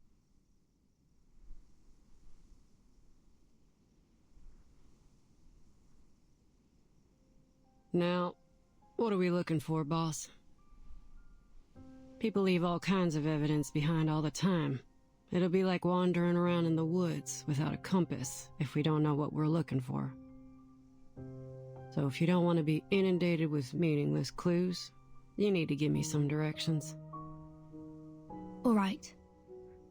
First, I'd like to know what happened to Barbara. Second,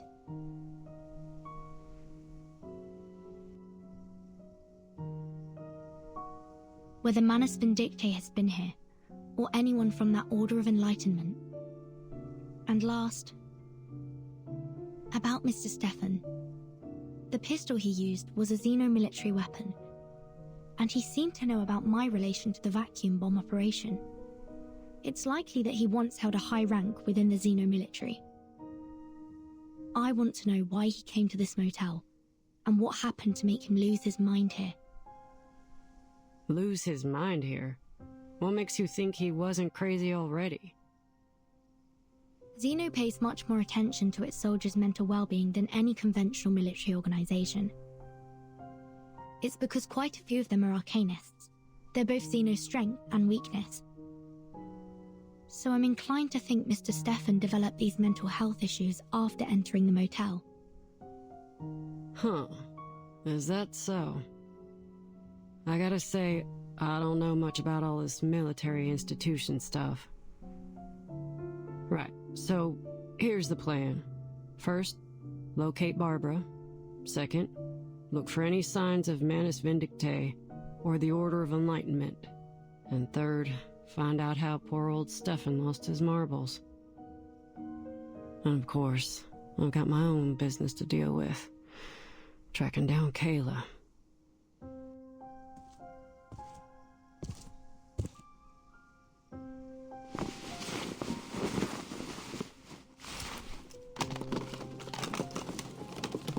Hey boss, I've got something.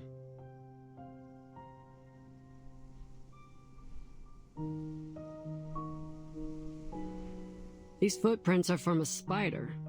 Looks like the little guy went back and forth along here quite a few times. I know this might not seem pertinent to our investigation, but it is worth noting. You ever seen a spider make a phone call? I'm afraid I'm not interested in the movements of spiders right now.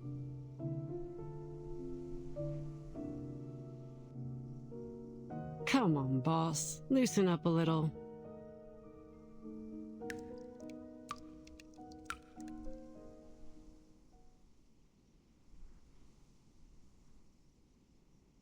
Do you hear that? Sounds like dripping water.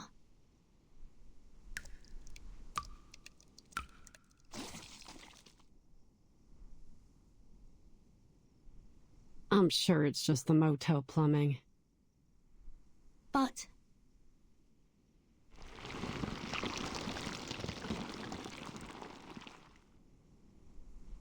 watch out!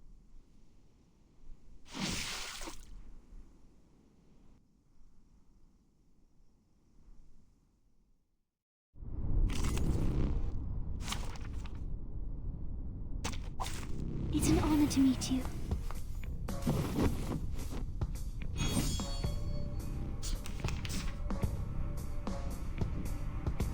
I can hear it. Loading. The bones will tell. Aim and shoot. Pardon me.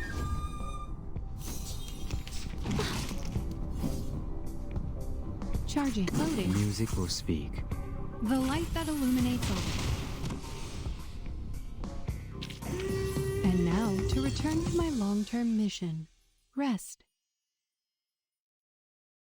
This place is definitely more than meets the eye. I'm with you on that.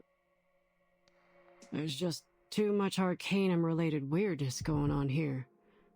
Never seen so many arrays in a motel before. But we've only found one. In your room, yeah.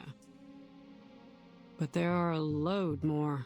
One room has them drawn from floor to ceiling.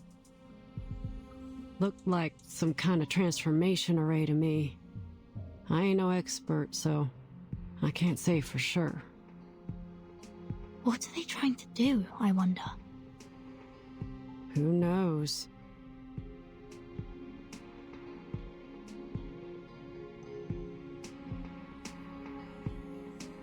Oh, boss. You might be interested in this.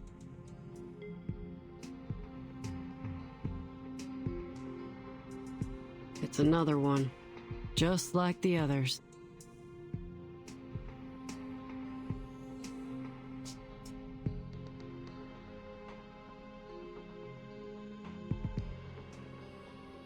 I've seen this before. It was also drawn in that parchment notebook. This is indeed a transformation array, but it's not in its full form. They were trying something. Check it out.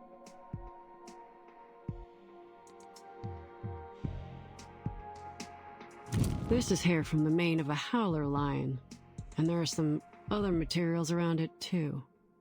Not exactly sure what they are, though. They're too finely ground. But one thing's for sure.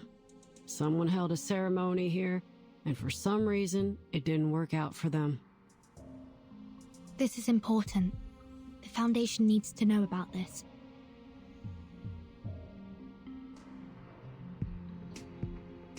Argus?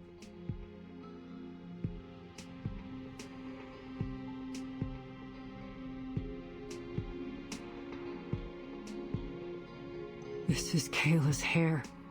She was here, in this room. Or at least someone who came into contact with her.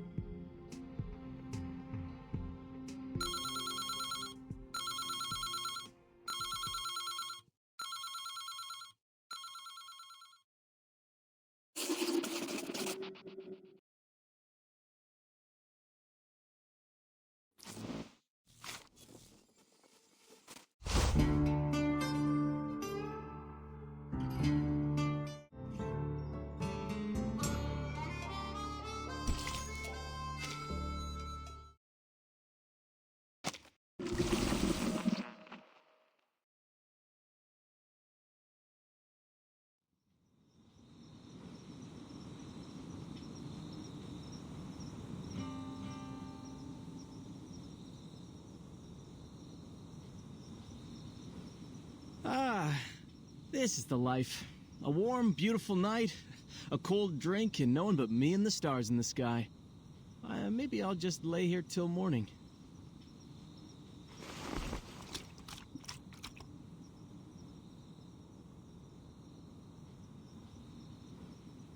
A good night with good drinks! I wish every day could be like this.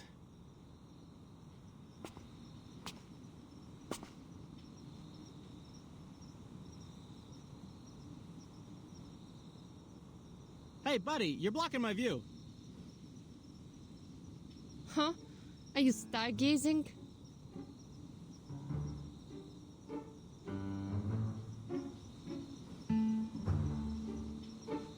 Has anyone ever told you that you sound awfully like Lieutenant Lilia? The rider of Red 38? Heard of her? No one can fly like her. Of course.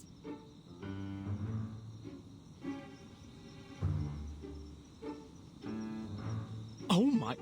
You even look like her! Keep playing dumb, and I'll show you what it's like to have her kick your ass.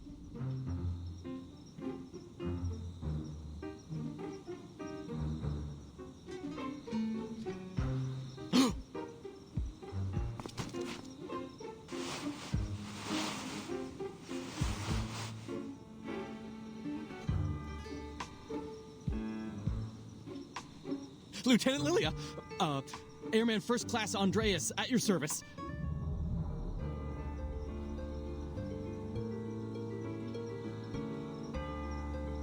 Are you the warehouse guard?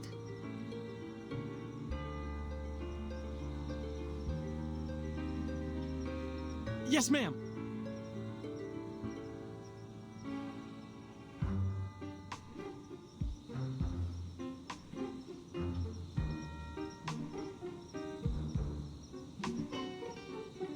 On your feet, soldier. My Red 38 is in your warehouse for maintenance, and I need you to remove the gravity ritual from it. Gravity ritual? If you don't understand what I'm saying, go get someone who does. I need it today.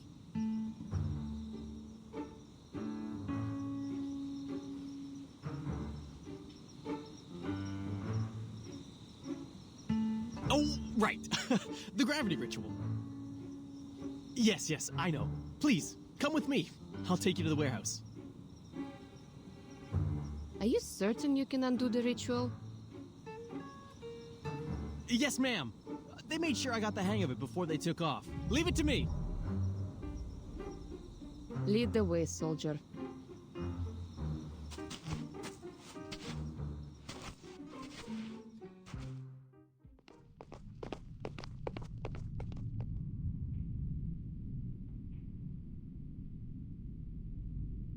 Open it.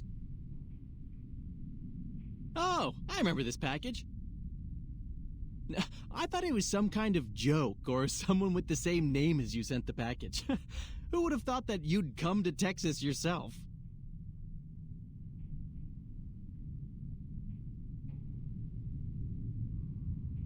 Hurry up, soldier. Open the crate, now. Ma'am, I know you want to do this quick, but...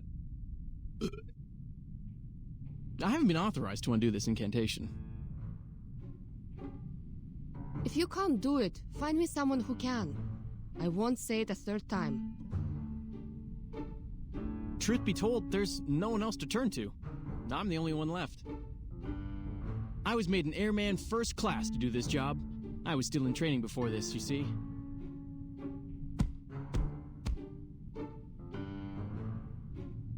The others were either transferred back to headquarters or just left. I don't know where they are now. But since they entrusted me with such an important task, I'm sure I have a bright future ahead of me.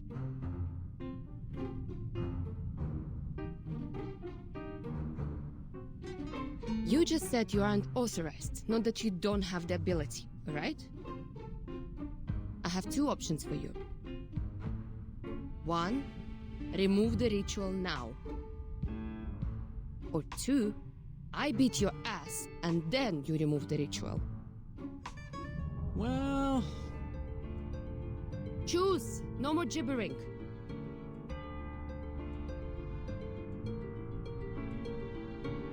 I picked the second one. Huh?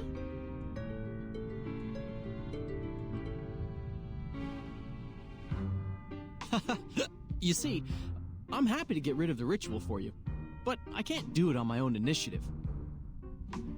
I'm only an airman first class. I can't make decisions about this stuff. So, you have to beat me up to avoid future inquiries. One day, after I'm promoted, I'll be able to better assist you, ma'am. I mean, you're the best pilot I've ever seen.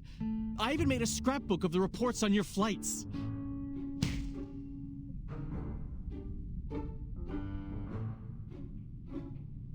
All right, no screaming, soldier. Let's do this.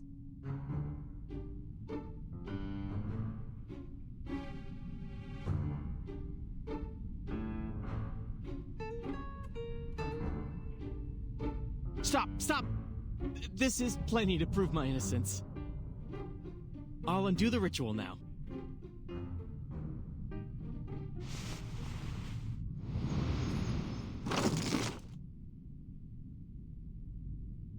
Oof, you almost blinded me there.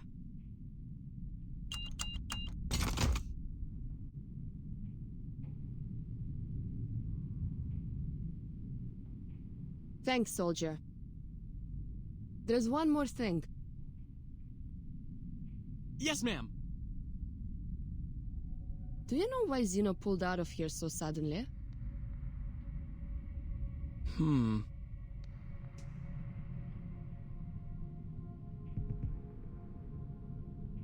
They said it was an order from the top. The top? And that's all I was told. But word is, it was because Admiral Igor got real mad about the video leak of the vacuum bomb. But that's just a rumor. Ever since the evacuation, strange things have started to happen. Such as? We started getting visitors from this group called the Order of Enlightenment. And now the farmers have stopped tending their fields. The cattle and sheep have been abandoned in the wilderness. All the townsfolk do now is go to these gatherings, hoping that the sufferer will bring them eternal joy. I don't know who this sufferer is, but he ain't doing any good here. Where do those people stay? In the town? It's a ways away, I think.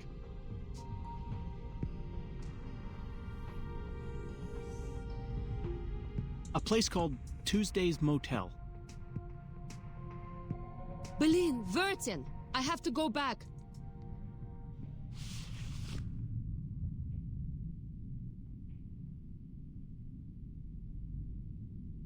Let's get out of here, girl.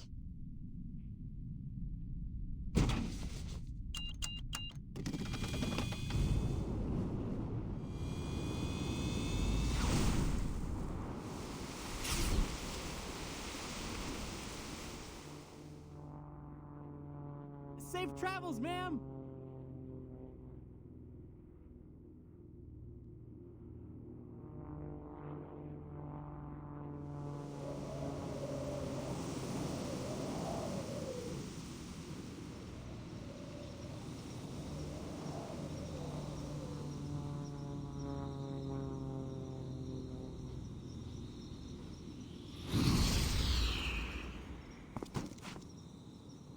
choose this motel.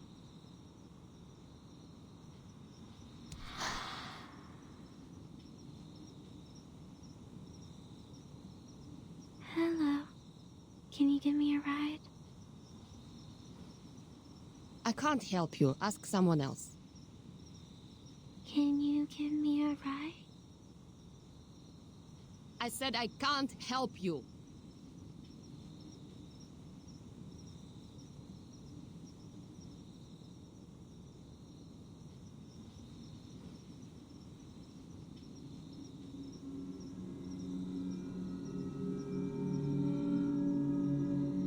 Oh, can I have some chocolate?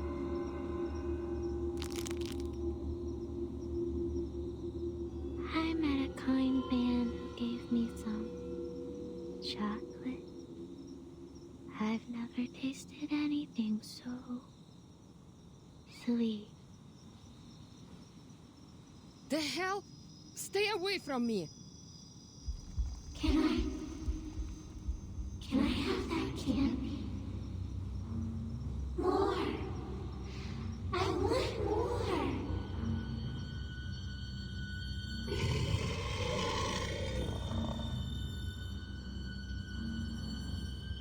Stop asking me for candy. This isn't Halloween, idiot.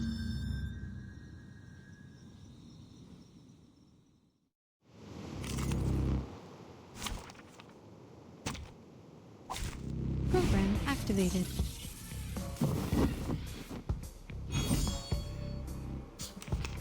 I can hear it. Music will speak. Tu peux la jeter maintenant. Aim and La shoot. charme d'opère.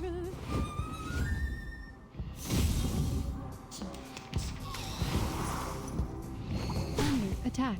Go. Damage. Loading. Charging. The bones will tell.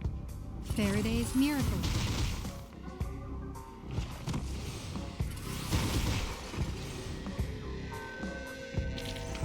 And now to return to my long-term mission. Rest.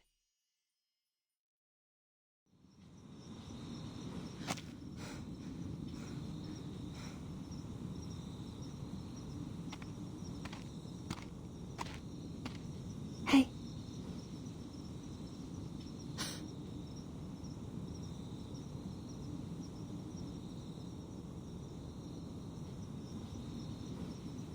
It's you. Are you all right? You look pale. You shouldn't sneak up on people like that. I could have hurt you. My apologies.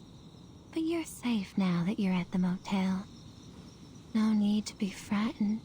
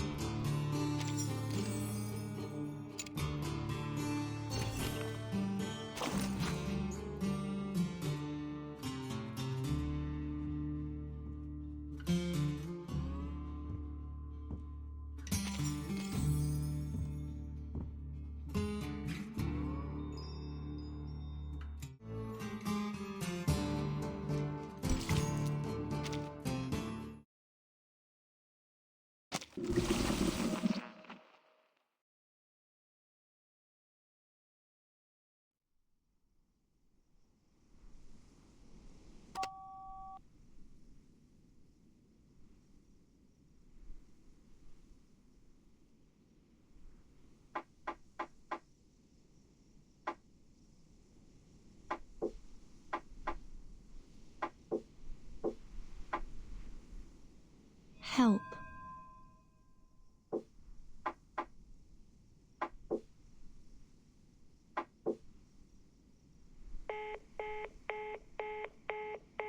B-A-A. Is that the sound of a sheep? You noticed it too, huh? Ain't no way that's a human on the other end. It's gotta be some kind of animal. Animal? Based on those sounds and the tracks and the dust, I figure it's something small, like a...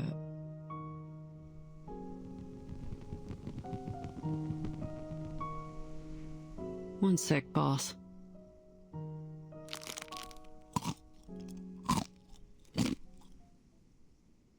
Picrasma candy? Using your arcane skill so frequently must be tiring. You should take a break. The job ain't done yet. Far too early to rest. Don't worry, boss. It's just a condition that runs in my family. No biggie. What are its side effects? Boss, you expect a merc to reveal her weakness? We ain't that close yet. One thing I can tell you, though, is that I suffer the side effects as long as my eyes are open. Luckily, I've got cutting-edge technology at my disposal.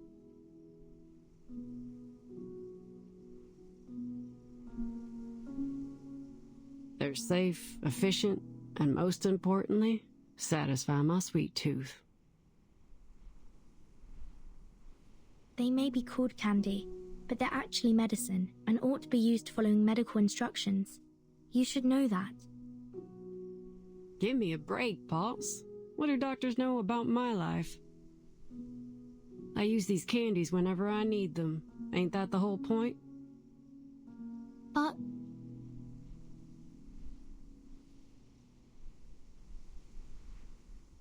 Shh.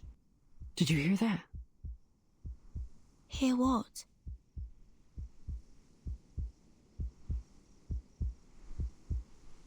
A heartbeat. Right outside the door. Someone's eavesdropping on us.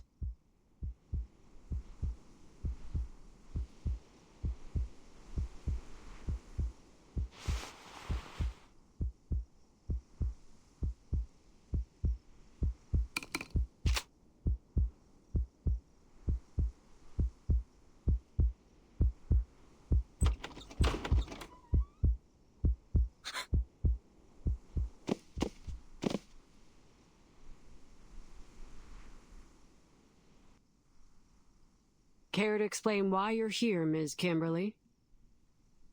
Just how obsessed are you with Mr. Stefan, huh? Even now, after his death? Oh, no, it's not what you think. I was just looking for my toy and it just so happens. Toy? You know, it ain't my style to point a gun at an unarmed person. But sometimes you gotta do what you gotta do. Especially when they're speaking with a forked tongue. 5. I told you, I was just looking for something. 4. Are you joking? Why won't you believe me?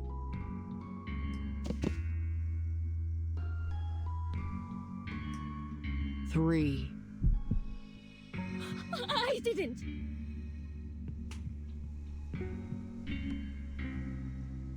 2. 1.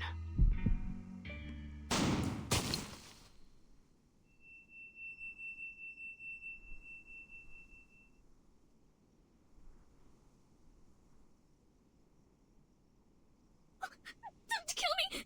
Don't kill me, please! I didn't do anything!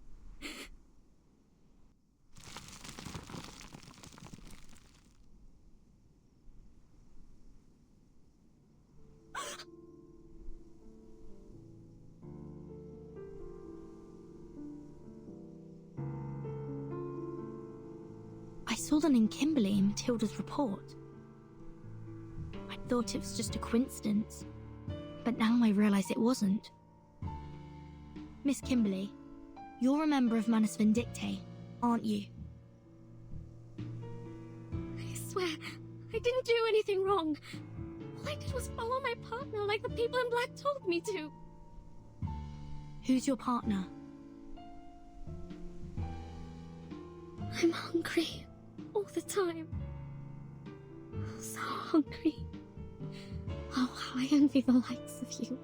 You can store your food in so many ways. You have enough bread and water in your barns to last an entire winter. Your pastures are full of meat and dairy products. But my food... I promise, all I'm trying to do is get back what I lost. There's no need to be afraid. We won't hurt you, as long as you tell me the name of your partner.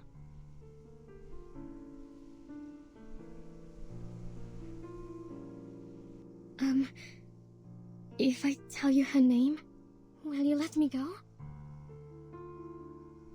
That depends on your sincerity. She's called Miss Grace. What's your purpose here? I don't know. Those people in black told me to follow Miss Grace's orders, but she hasn't asked me to do anything since we got here. She must be hiding something from me, but I couldn't care less. I just want to eat.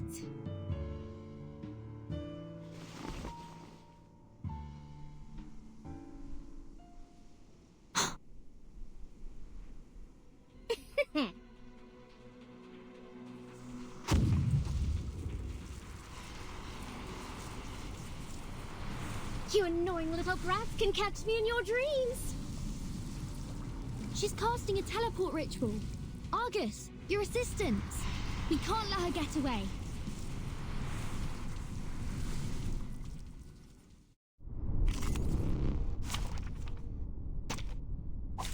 Program activated.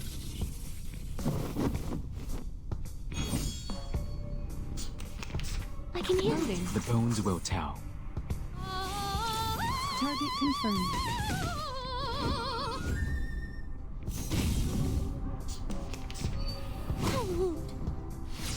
Shell Right. damaged. Charging. Loading. Music will speak. Eliminate target.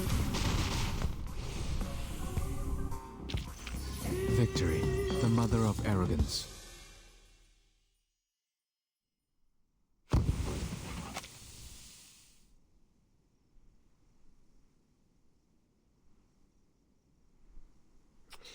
She disappeared fast. At least now we can draw some conclusions. Manus Vindictae has set their eyes on this motel.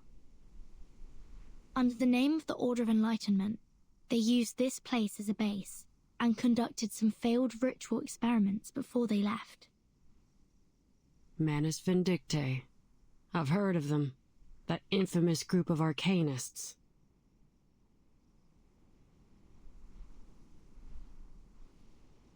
If Kayla falls into their hands, things won't turn out well, will they? I wouldn't worry too much. They usually only target pure-blooded arcanists. Alright, that's a relief. Kayla's bloodline is 100% human. But why would Manus Vindictae choose to come here specifically? What are they trying to do?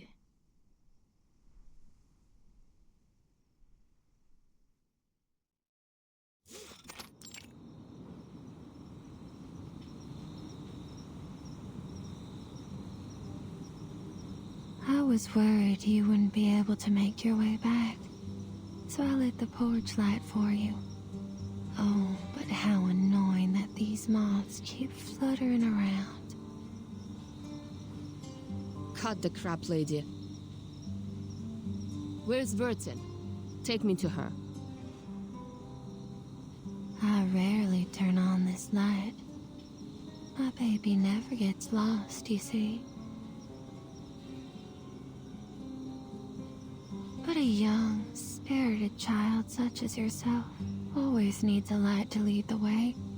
Am I right? To the weary traveler, this light is a shelter. To a child, it's a mother. And to you, what does this light mean to you?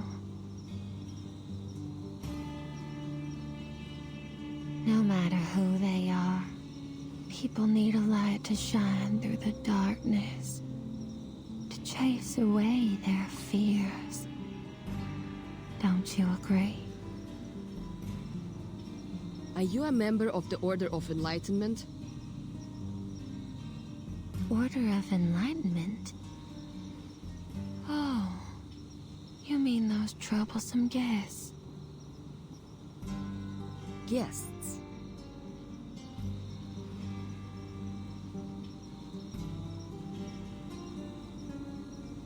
I don't like them one bit. They've scribbled all over the place and made a mess of the rooms. They hurt my baby. Oh, my poor baby. Shh, don't be scared. Everything's all right now.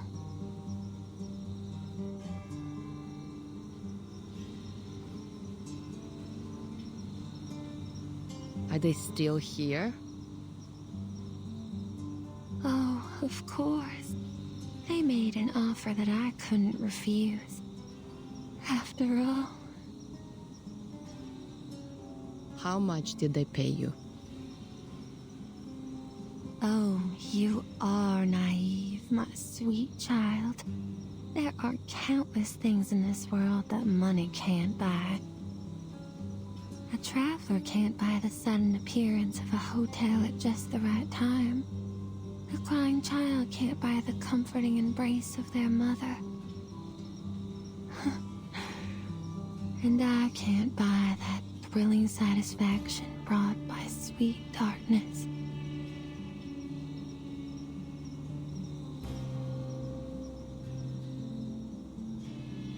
Enough of your endless rambling. I can't waste any more time talking to you. I can't.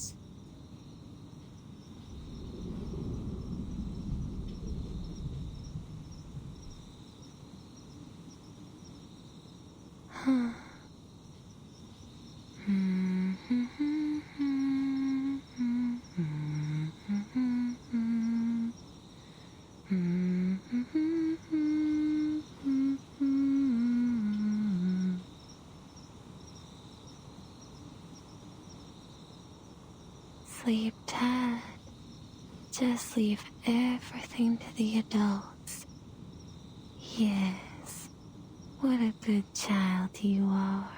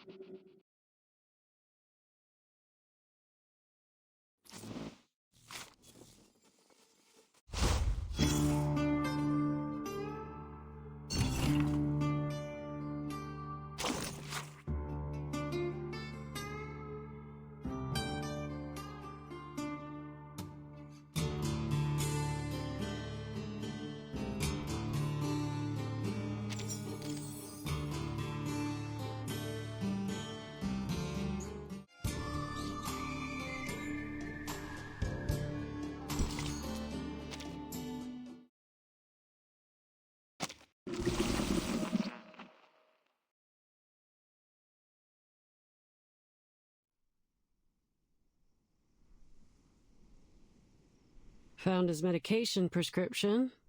And, oh. Is this his notebook?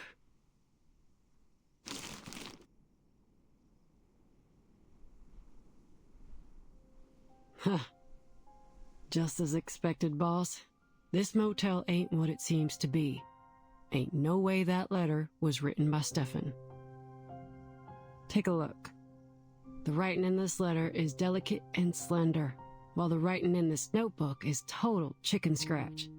Even a blind person could tell they're written by two different people. Stefan didn't write the letter, so it's very likely that the person who sent it wasn't Stefan either.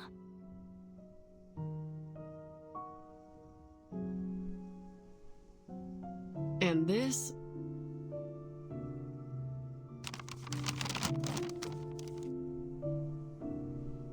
Ugh, I hate numbers. I'll leave this one to you, boss.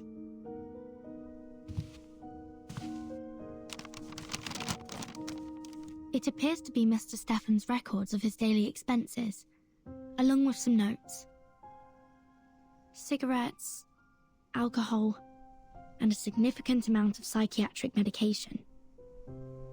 It says he was tormented by his hallucinations day after day, so he had to increase his dosage. And it says he saw a room numbered 707 here. The motel only has 2 floors. There can't be a room starting with 7. Did he describe it at all? He said the room had a bright red door that seemed completely out of place. Maybe it was just one of his hallucinations.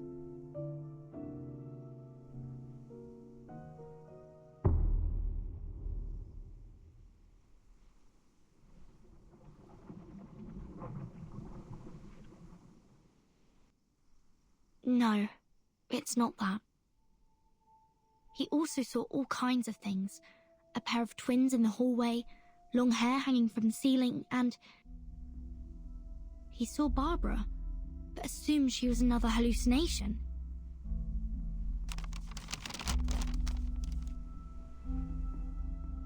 This proves that Barbara's been to the motel. Which means...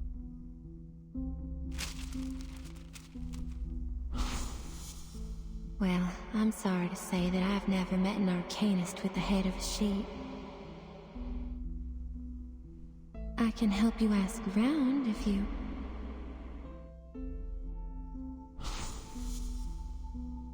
Why did she lie to me?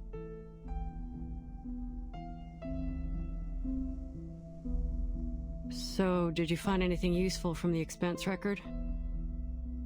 I need to talk to the maid. Hold your horses. We haven't searched the washroom yet. You should never skip the bathroom. Ain't you seen The Godfather? Michael Corleone grabs his gun from behind a toilet tank.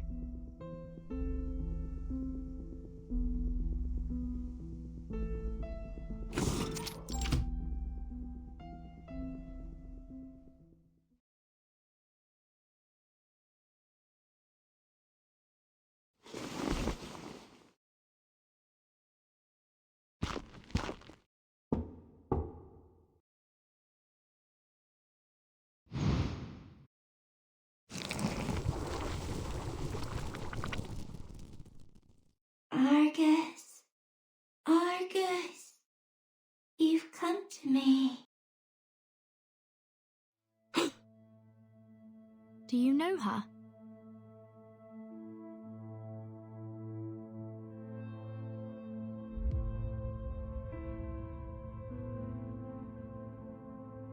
Argus, Argus, Argus.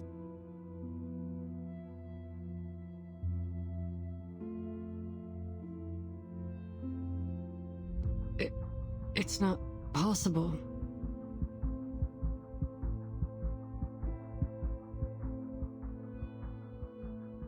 Is that Kayla? No, there's no way that's her. If you knew Kayla like I do, you'd say the same. This distorted reflection in the mirror is probably a result of the excessive arcanum in this motel. A ritual similar to Bloody Mary used to be quite popular among the kids in this town. If you look into a mirror at exactly midnight, the spirit within will morph into the shape of the person you desire most. But if you respond to the spirit's call, it will drain your soul from your body. I always thought those were just myths. So did I. But after all the strange things I've seen, I've become less surprised. These spirits feed on the energy of our souls. That's why you should never trust a word they say. The people who are tricked by them fall into a kind of trance, and some, like Mr. Stefan, go crazy. I wonder what he saw in the mirror. Anyway, I won't repeat his mistake.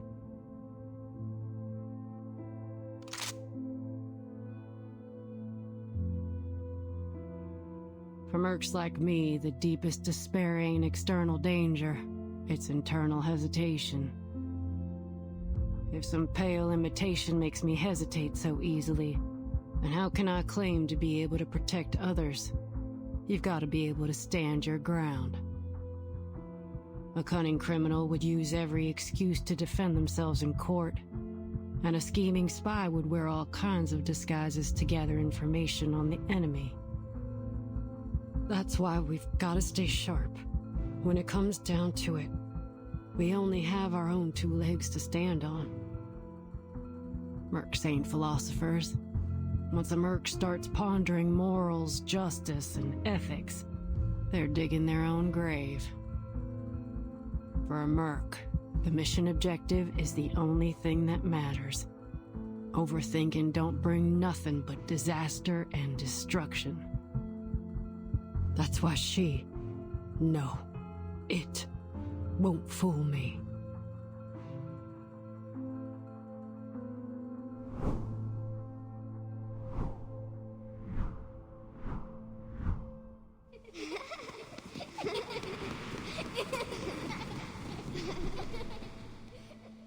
The folks on the ranch adored little Kayla.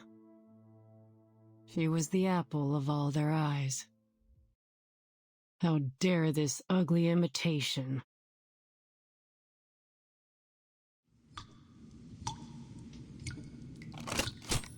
So...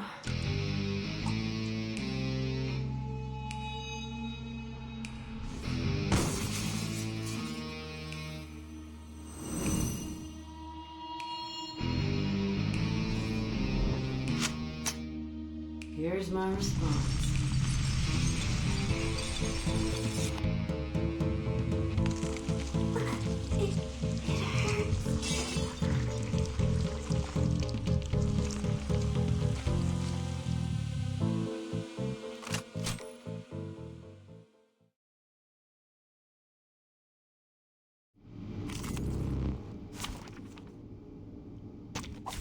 It's an honor to meet you.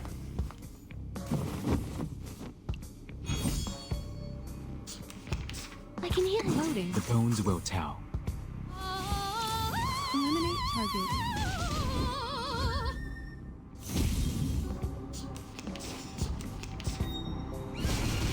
Oh, how rude. Confrontation music will speak. The Bagua drown on the sign brick never warns about its changes.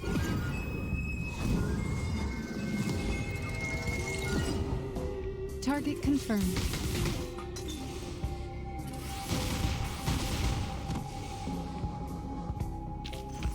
Victory, the mother of arrogance.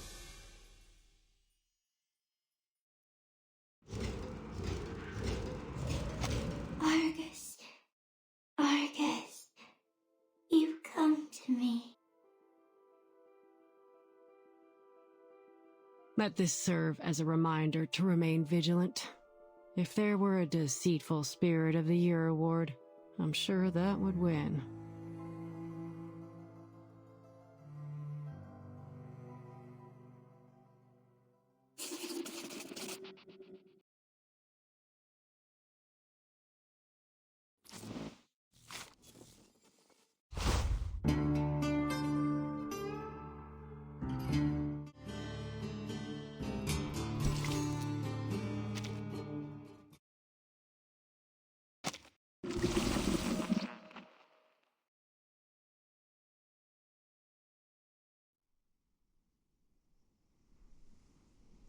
Stefan Garcia, a Xeno captain, 36 years old. For unknown reasons, likely connected to Manus Vindictae, he moved into this motel.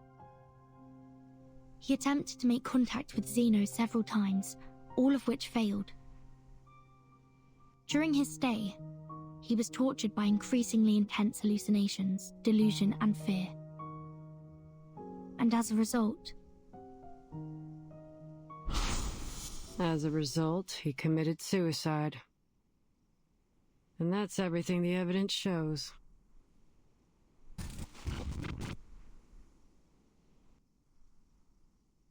no. We must have overlooked something. A military officer killing himself. A phone call asking for help in Morse code. Not to mention Manus Vindicte.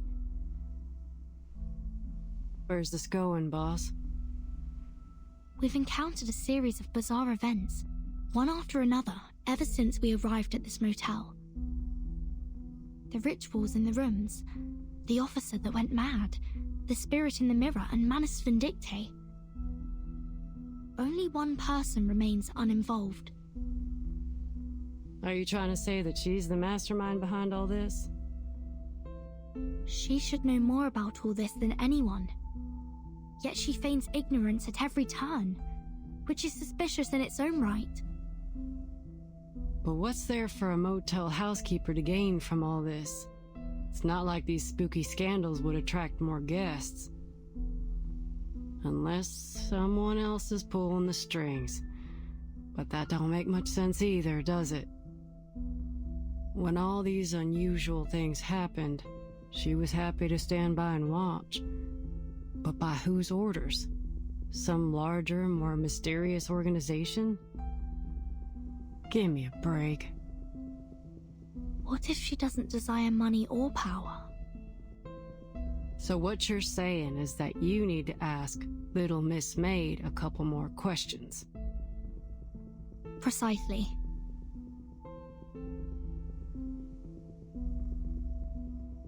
That spirit morphed into Kayla, so it must have seen her face at some point. Which means that at one time, Kayla was in this room. And you're right. Tuesday's definitely not a run-of-the-mill motel maid.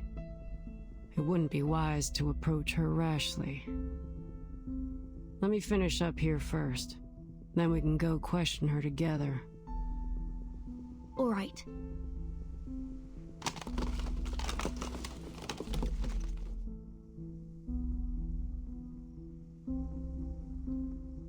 Nope. I got nothing. Let's go find that maid. I have a few questions for her myself.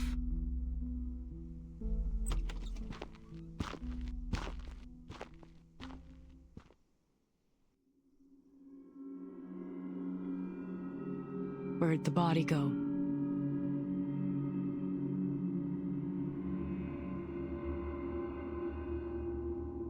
Ain't no signs of dragon neither. Who and how?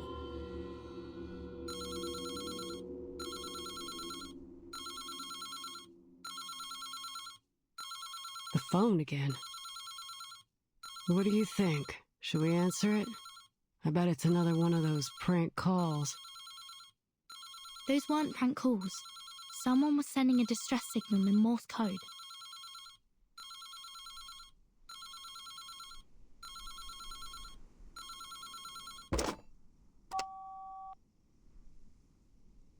Could you tell me what year it is now?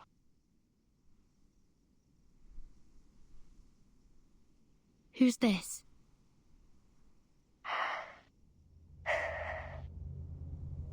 This is Barbara.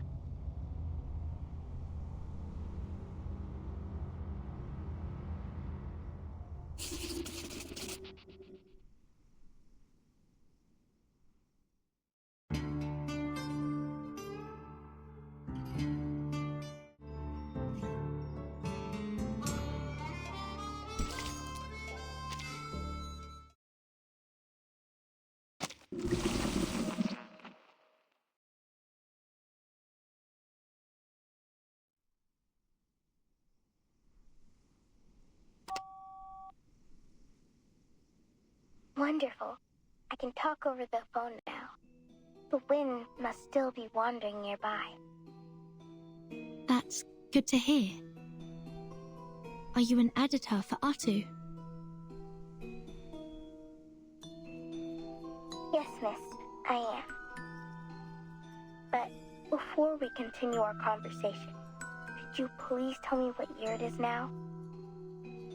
1990. I see. Miss Barbara, can I meet you in person? You want want to meet me? Yes. I'm Vertin, the timekeeper of the St. Pavlov Foundation. I was sent to ask you about Erd's whereabouts. But you don't seem to be in a favorable situation right now. Miss Burton, I couldn't possibly locate Erd's whereabouts. The whispers of the wind can't reach this room. The whispers of the wind?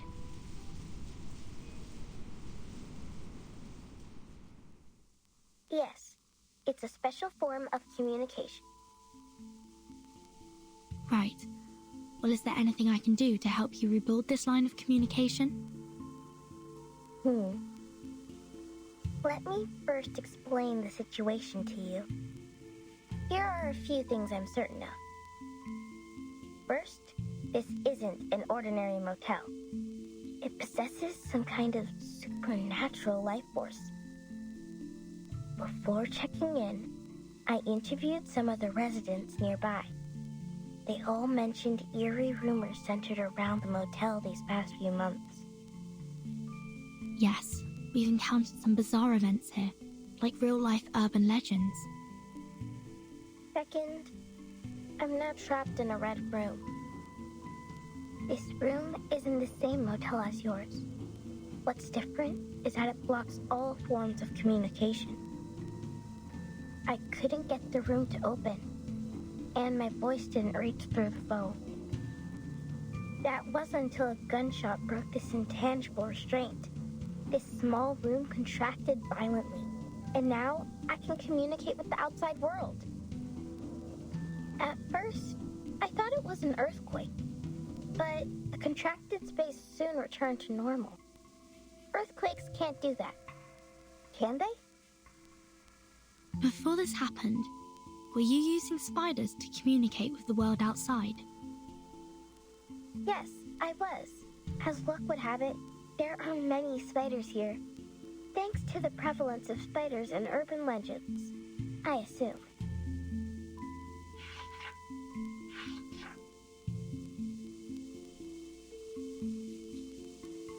There's some paranoia about spiders living in hair. It originated in a sermon from 13th century England. A woman was always late to Mass because she spent too much time styling her hair. Eventually, a devil attached itself to her hair in the form of a spider. Yes, they delivered messages for me in their own peculiar way. Being completely isolated from the outside world greatly unsettled me. It reminded me of that terrible phenomenon.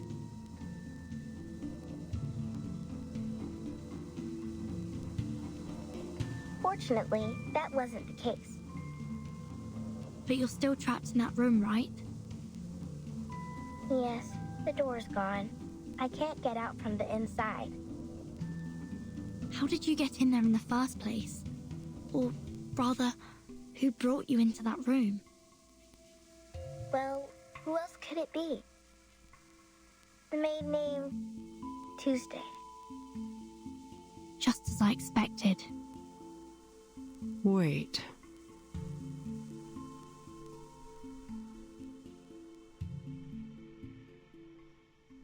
You're the driver who left me on the road, right? I remember your voice. Yeah, it's me. I actually changed my mind and turned back to get you, but you were gone by the time I arrived. I guess that's when you came to this motel, right? Yes, Tuesday saw me and invited me here. Oh. Did you want to ask me something? Have you seen a girl of about 5'3" here?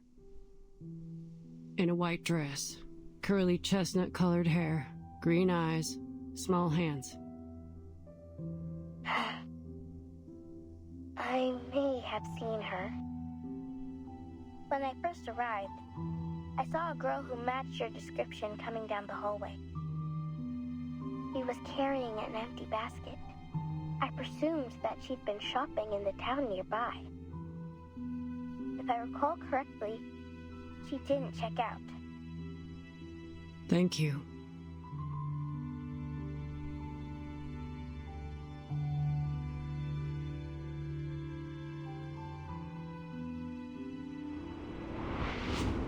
How can we find this room? It's just in the hallway, number 707. Look for a door covered in red.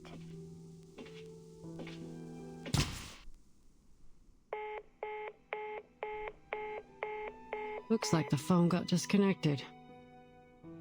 So Barbara's in that room that Stefan saw, number 707. I'm going to find it. What about you? Heading into town for Kayla?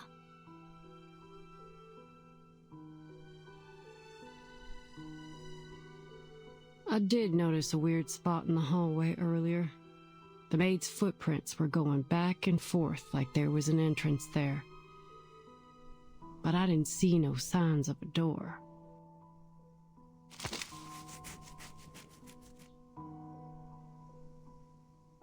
I wouldn't be surprised if you died by your own gun one day. That'd be a memorable way to go. All right, enough kidding around.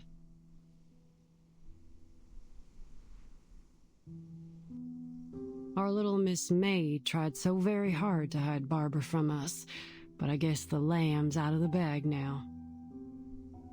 Yes, it's all crystal clear now. Let's go. Hold up a sec, boss.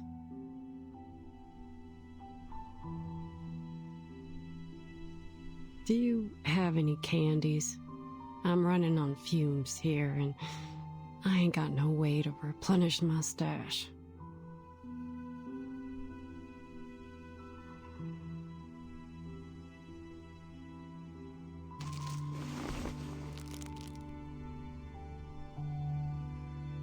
Us and Barbara will be out of here soon. And you'll find some candy and Kyla in town.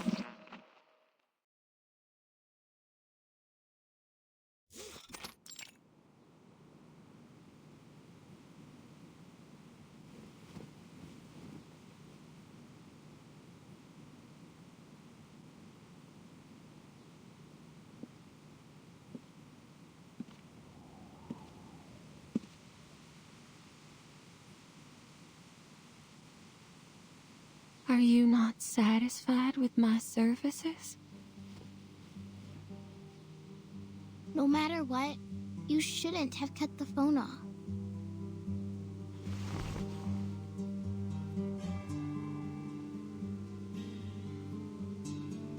Nor should you have isolated me from the outside world. Because you should know better than anyone what that means. Why should I? All I know is that a poor, helpless child like you shouldn't be alone on the roadside. Where's your mother? Didn't she tell you to be careful?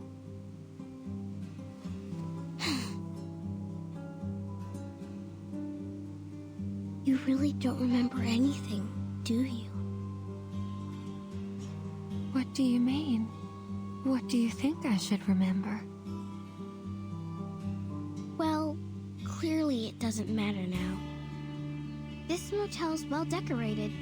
Did you do all this yourself?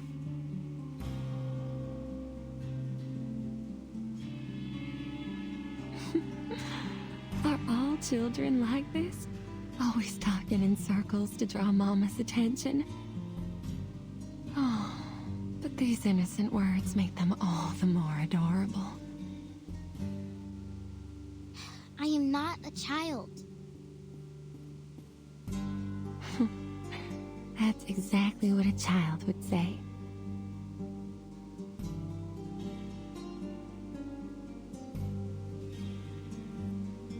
I've always felt a familiarity with you, like I've known you for a long time.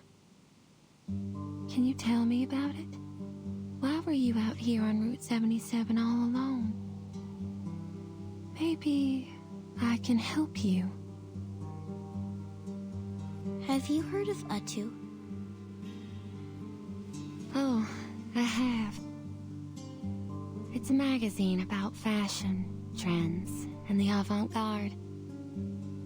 My brother loved that magazine, but my father found it unacceptable. To think his eldest son would read those softies magazines instead of working on the farm. Fashion, trends, disco. These aren't things a Texan man should pursue, at least according to my father.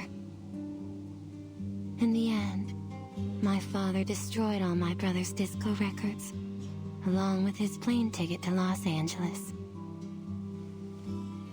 Perhaps that's for the best. He avoided the riots. Huh? Nothing. So, what do you think?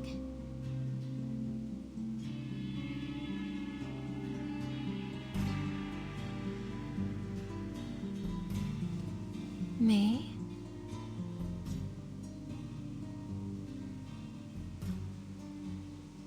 Why should I have any opinion? Let me rephrase that. What impact has this had on you? Oh.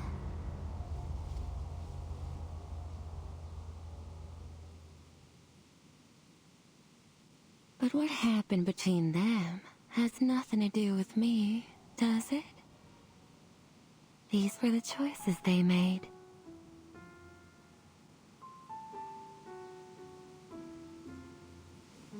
When I first arrived, a local resident told me not to stay at Tuesday's motel. He said his aunt went mad soon after she stayed here.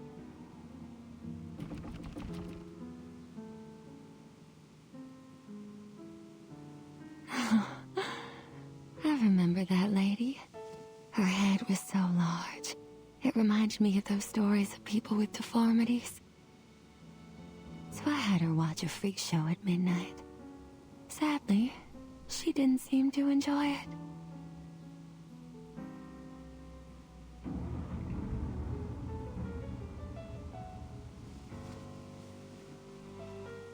At this time of year, the farmers run their combine harvesters on the fields non-stop. The harvest is a joyful time of year, but the accompanying noise always frightens the children. Have you heard the stories of how naughty children get too close to harvesters and get caught in them, losing a hand or even a head? Fields, machinery, children with severed limbs. These stories are exactly what my motel's missing.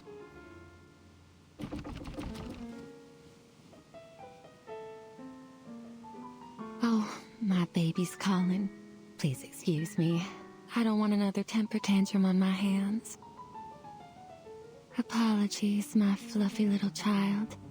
I look forward to our next conversation. Talking to you always brings me inspiration. But the motel's been too busy lately. It's starting to get on my nerves.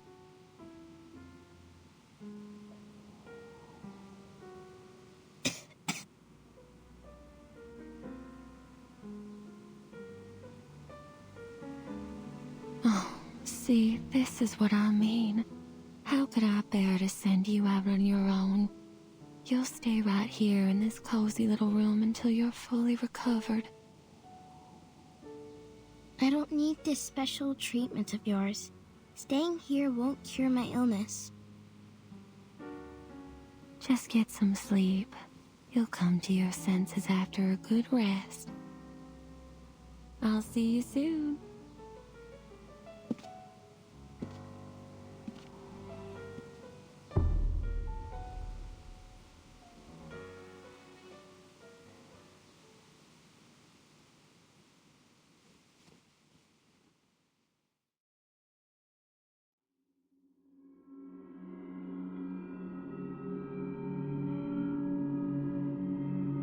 How many times have I told you not to eat things off the floor?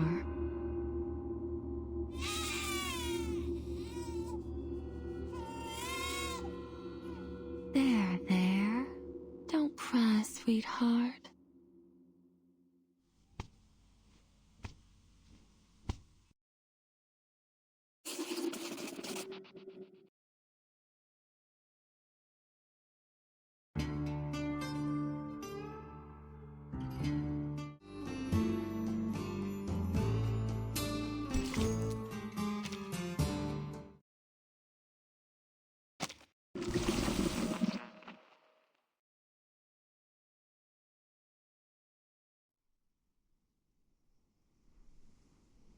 Is this the spot? Sure is shooting.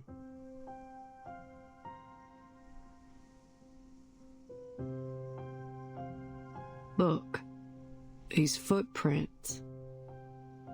They're less than 10 minutes old. But where's the door to room 707?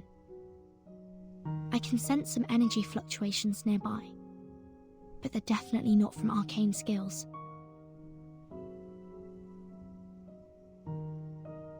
What else could produce such intense energy? Oh, can I help you with something?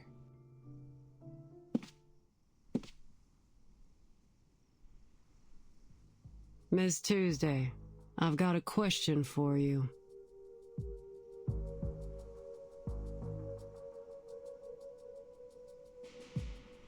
Do you know how to get to room 707? 707? Yup. What I've been looking for might just be in that room. I'm usually more than happy to satisfy the requests of my guests, as long as it's within my power. But this one crosses the line. Shame. Looks like negotiations are over. And thence we came forth to see again the stars.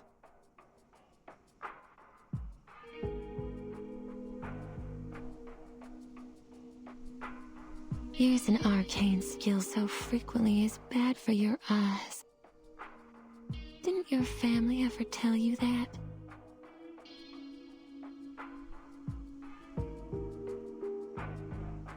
So you knew what we were doing all along.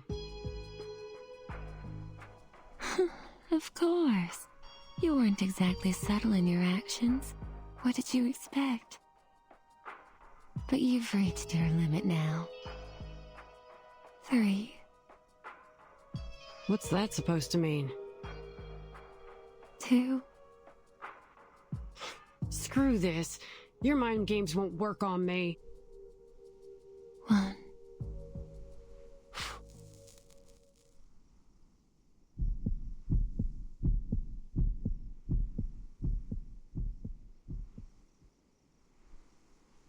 Huh? Who turned the lights off?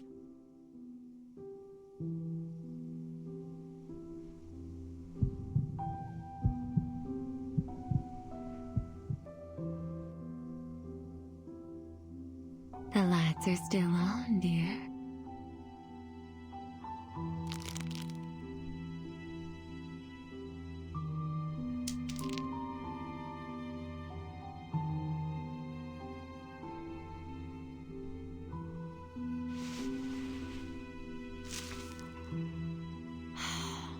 You rely far too much on picrasma candy. It can't solve all your problems.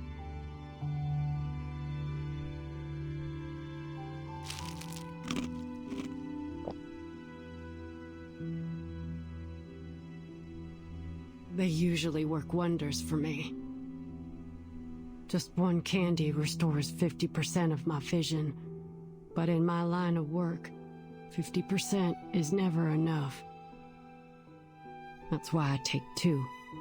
I need my vision to be at least 100%.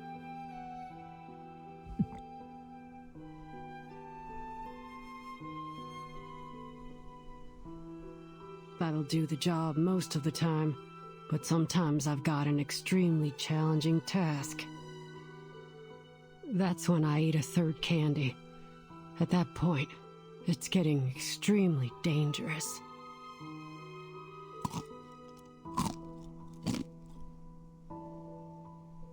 I should be able to see now.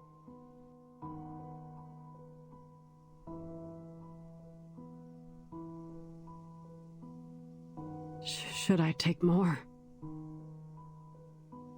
Absolutely not. The large amount of candy you've eaten is exactly why your eyes have failed you, and in such a crucial moment, no less. Excess leads to destruction. This is true for all things. You do well to learn your limits. What?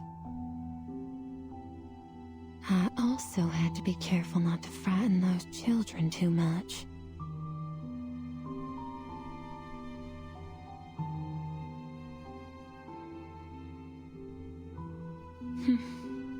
You've always put your faith in these candies, haven't you? 1 candy, 50% recovery. 2 candies, 100%. 3 candies, and you can tackle even the most insurmountable problem. Oh, how dependable they are. Just like the venerable Argus, who succeeds in any job she takes on.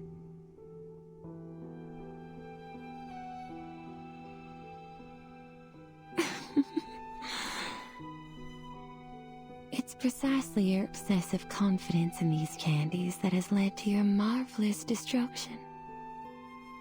Just as the people's trust in you as a mercenary has led you to this bottomless abyss. Oh, you poor thing. And of course, they'd never have imagined this. Argus, the mercenary named after the 100-eyed, all-seeing giant, is in fact a blind fool. Who the hell are you?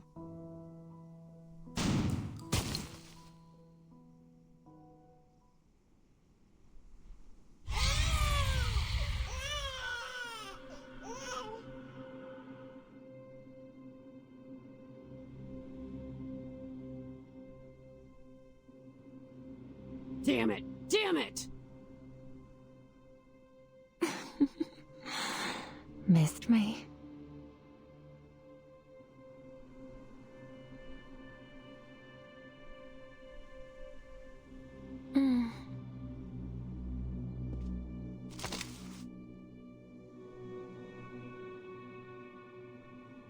There you go.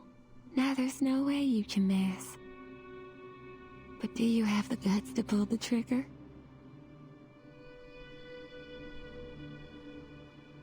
The decision's yours to make. But once I'm dead, you'll never find room 707. Barbara, Kayla, everything you're looking for is all in that room, isn't it? Don't you dare say her name with that filthy mouth! But why? Miss Kayla's such a lovely guest. I very much enjoyed her company.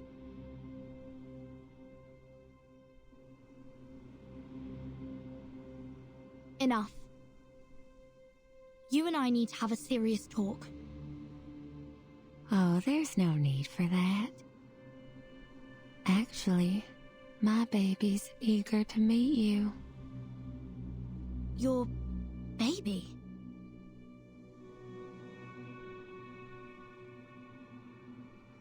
Yes. In fact, the baby is the master of this motel.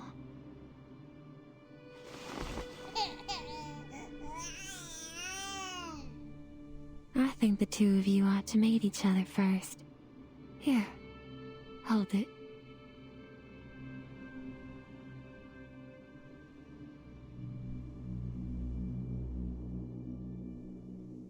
This is...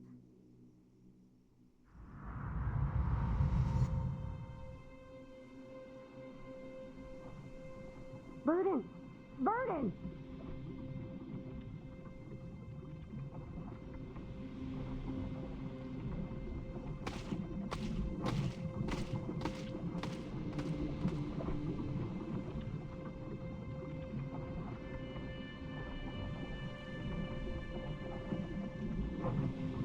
Let go of it, Burden!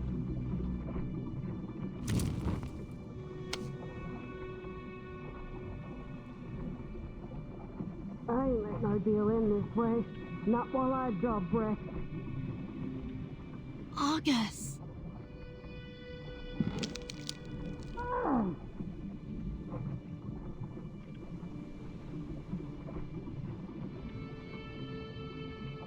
Don't you interrupt them. There's no need to worry, Miss Burton. I've done this countless times. Now, allow me to peer into your dreams.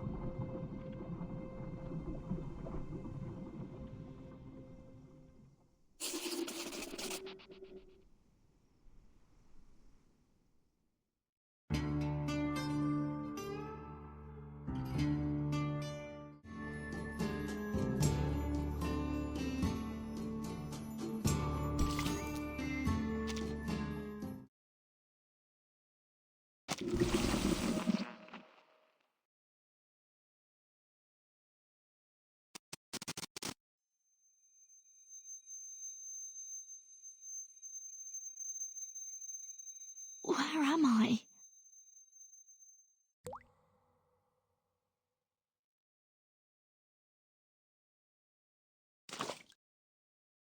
Is that rain? I can catch anything with a toss.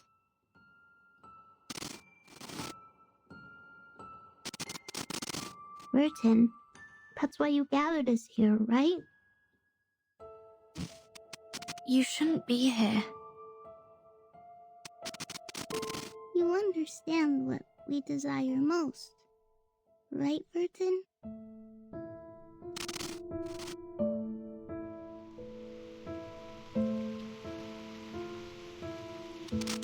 Burton, we made it, right? But why is it still raining? Don't be such a baby, Isabella. Haven't you seen rain before?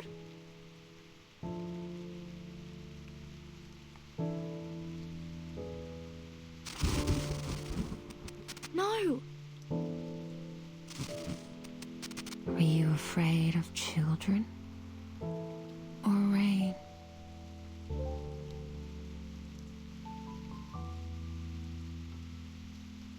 No, I'm not afraid of them. Rain is common. It's always falling somewhere in the world. It's merely an ordinary weather phenomenon.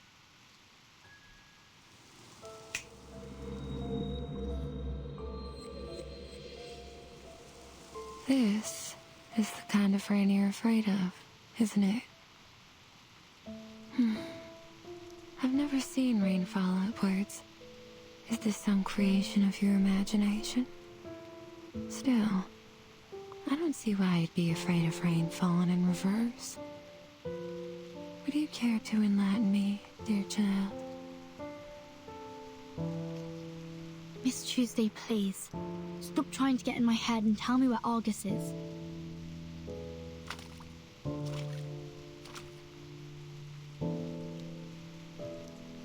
Before I met you, I never thought that a person without fear could exist in the world.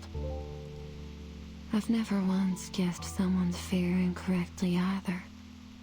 You really are something else. You didn't guess incorrectly. These reversed raindrops have brought utter chaos to the world, pulverizing people under the crushing wheel of time. You should be thankful you've never seen it. But it can't stop us anymore. Because the umbrella's here.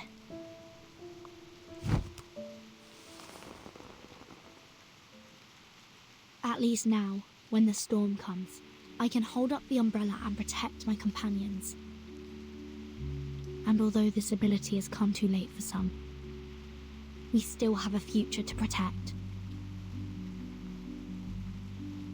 Why are you so obsessed with people's fears? Your hands have been trembling with excitement this whole time.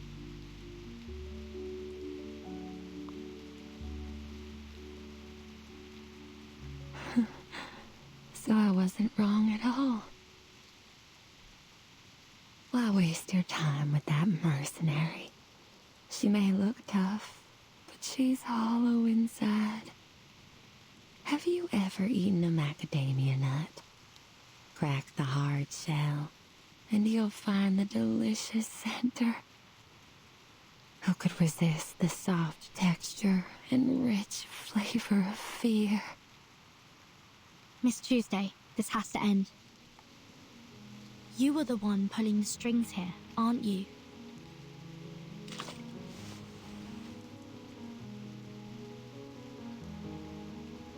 Oh, what an astounding accusation. But oh, do I feel so gratified. I've never felt so satiated in my entire life.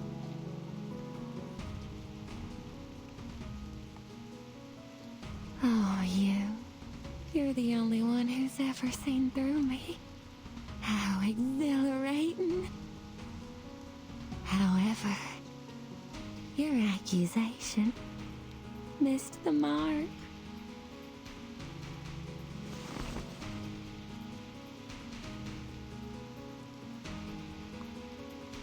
You see, my hands, they're immaculate.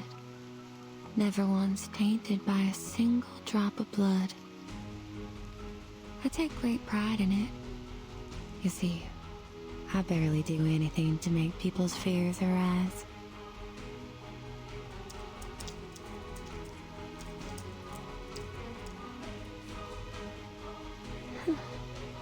I would never injure anyone. Fear created through physical harm is its crudest and most base form. What I crave is the fear that lingers in their hearts forever.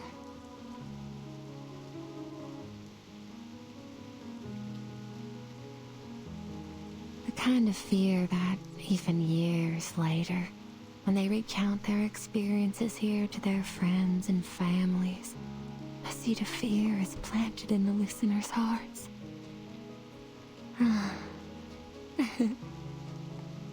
I instill fear in my guests, and they become my beloved children.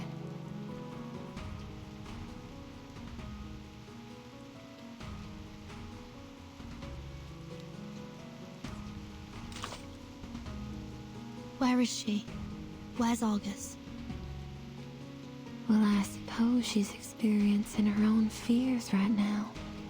Under that hard mercenary exterior, she's tormented by them. Can you imagine that? Sorry, Miss Tuesday.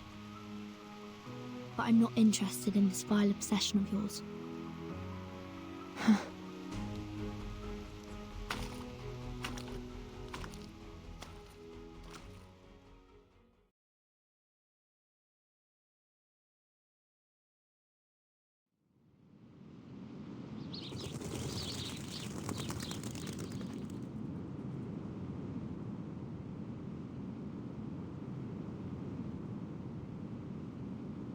This is...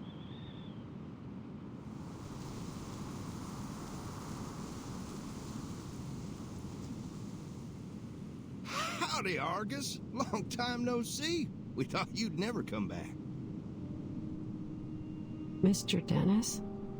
Why are you here? Oh boy, you listening to yourself? Why wouldn't I be here? It's my daughter's wedding day.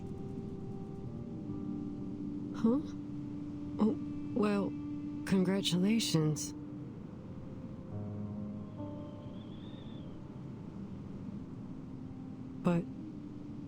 really shouldn't be here. Don't you remember? 3 years ago, your daughter ran away from home. She left a letter and then went with Mr. Schaefer to a city in the Northeast. Detroit, I think? I don't quite remember. Oh, come on. Quit fooling around. After 3 months of searching, I found her, but she refused to come back with me. So you went to Detroit yourself. And then you...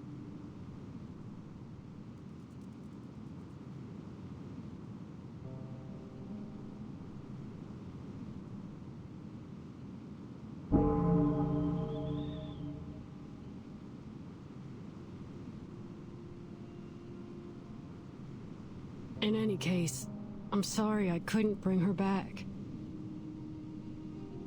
What are you talking about, Argus? You must be tired from working on all those requests that the townsfolk have pushed upon you. I've told them so many times to go easy on you. That said, I have a request for you myself. What is it? Did you lose some livestock, or...?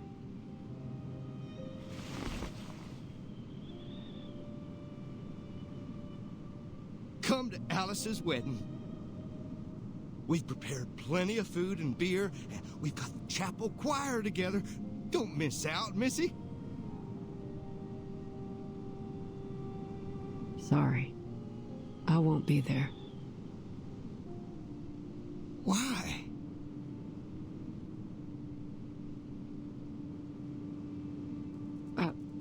I need to deliver a letter to Mrs. Mary's husband. She can't go herself because of her bad legs, you see. Hey, Argus, I didn't ask you to deliver any letters. Mrs. Mary, didn't you...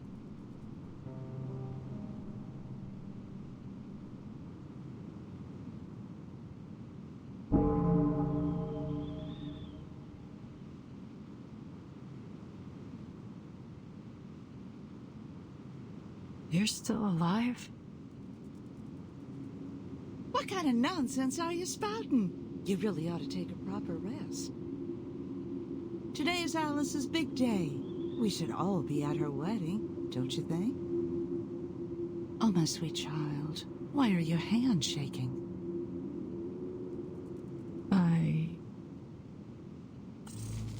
Are you afraid? Why? Are you afraid of their happiness? Or are you afraid of your failure? I'm not a failure. Oh, my sweet child. Argus, Argus, got a message to send? Go get Argus, your trusted friend. Argus, Argus, got a cheap basket. Go get Argus, she's got your back.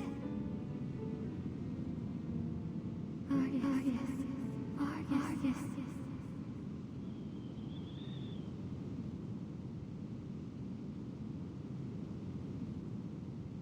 Who's there?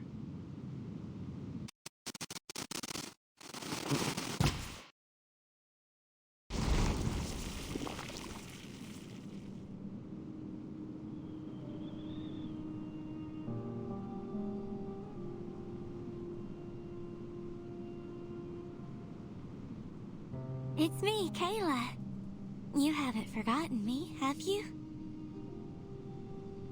Kayla.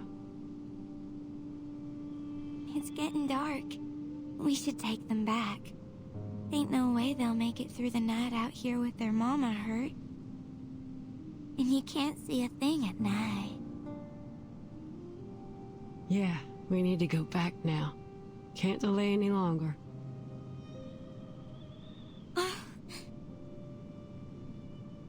What? Hold on a moment.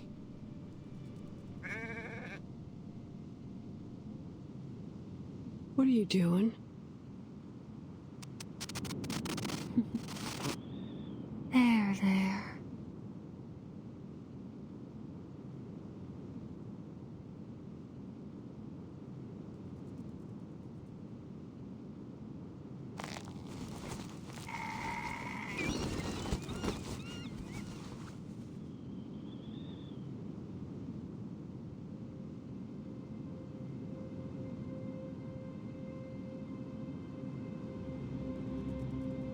Isn't it better to die a quick death than end up in the belly of a wolf? You've got no right to make that decision. No living thing is born to simply die. It could have stood up. It could have survived.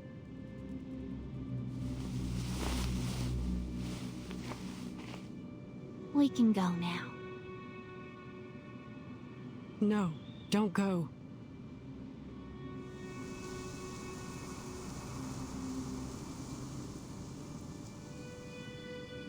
Oh, you've reminded me. There are 2 problems left unsolved. Those 2. Over there.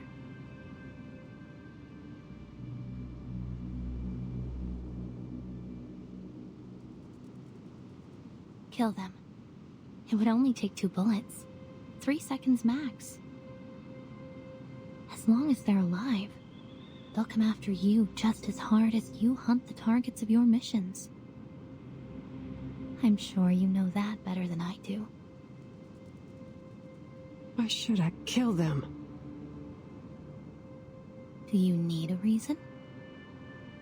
Just do as we've always done. I say, and you do. No need to think about it. Isn't that what you pride yourself on? A mindless tool that blindly follows orders. That's all a mercenary needs to be. Isn't that the so-called value of a mercenary that you always talk about? No, it ain't true. What's with the hesitation anyway? It's not like you give a damn about other people's lives. The only reason you can't bring yourself to kill them is because you enjoy how they always praise you and depend on you. You ain't Kayla. Seriously? Are you saying I'm a fraud just because I don't meet your expectations of what I'm supposed to be?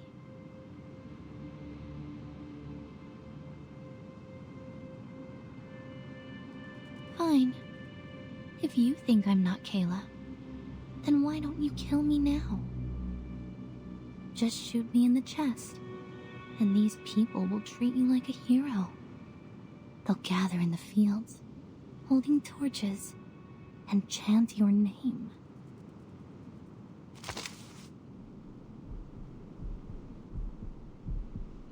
Argus, Argus, she's spineless. Argus, Argus, she's...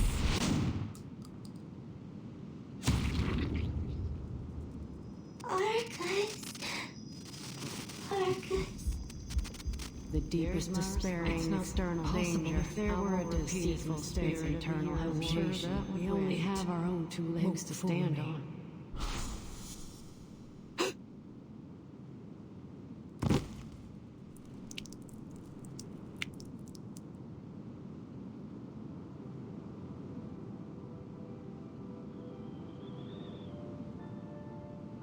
Oh, Argus, our great hero!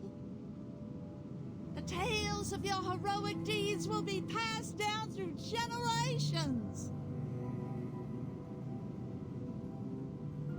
She ain't Kayla. Now, you're lying to yourself again. Of course she's Kayla. It's not possible. Do I need to show you the bullet through her heart for you to believe it, Bonehead? Damn it!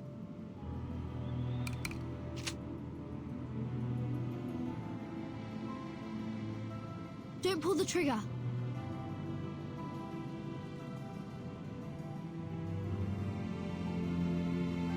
Virgin?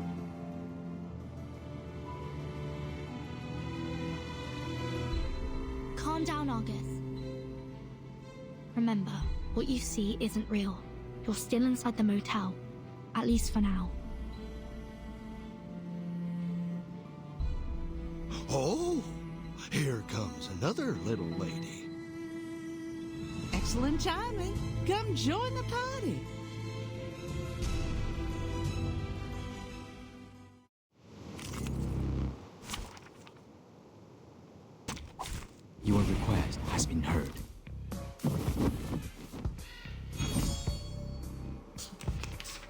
here. Charging. Music will speak.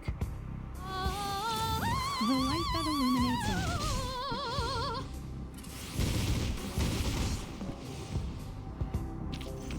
Victory, the mother of arrogance.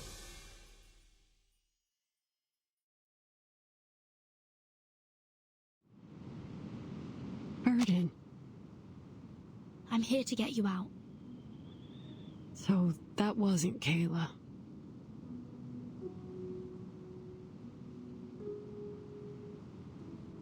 Couldn't ask for better news than that, really. No, it wasn't. Let's get out of here.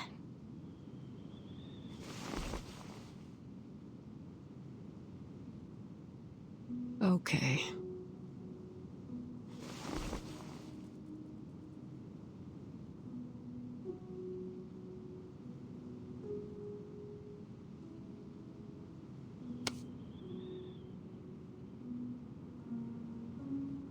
She ain't Kayla.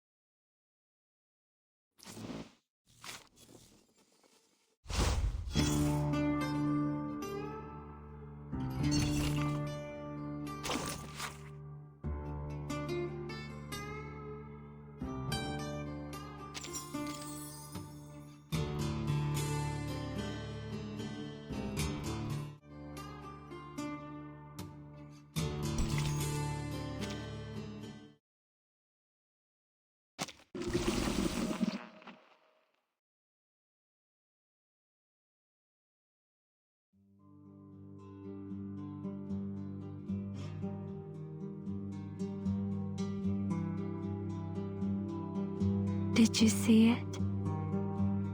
It? My baby, of course. Oh, so it didn't show up then? What a shy little pumpkin. What is it exactly?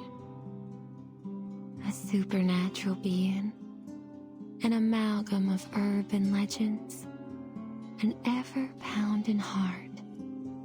And a shy little baby. All under one roof.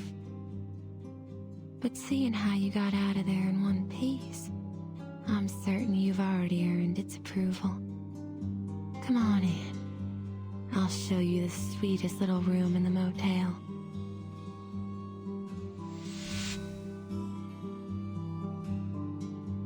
Don't be afraid, sweetheart. Go ahead. Open the door.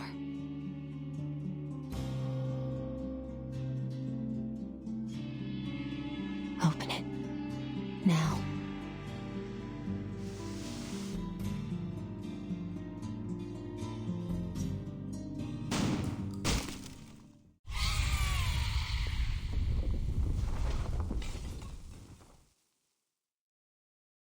That'll do it.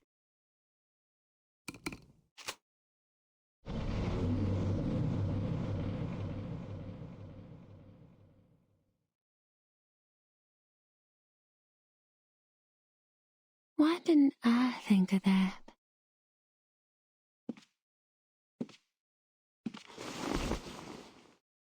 Your eyes haven't recovered yet, have they?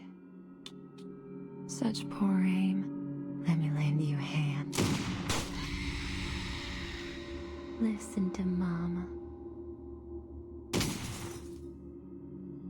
I told you long ago about the consequences of disobedience. Oh, it's out of bullets. Could you help me reload?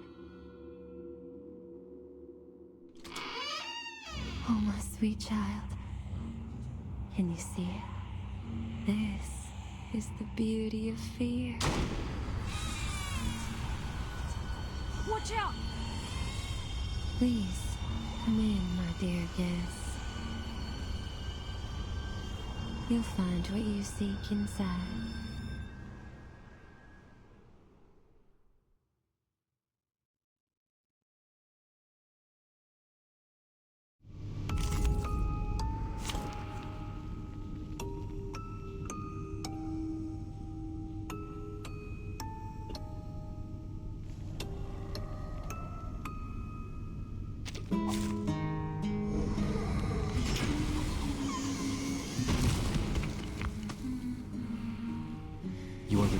has been heard.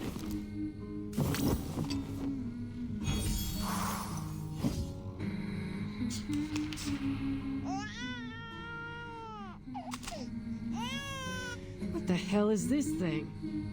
Miss Burton, please follow my instructions. First, I need to calm my sweet baby. All the monkeys in the cages chose the mother covered in cloth. All children need to form attachments. It's a vital part of how they learn about the world. Now, go ahead and make contact using whatever method you see fit. Don't worry. I'll keep the situation under control. This is the only way it'll obey. Ugh, you want me to touch it? How about I let my bullets do the job? Agony is indeed a form of attachment. You'll make a good mother, Miss Argus. You make me sick. Oh, my apologies. It is here. The music will speak. Is that a firefly or a tooth fairy?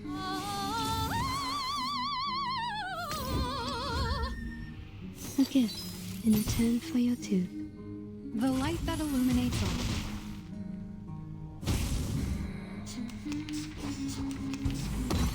No matter.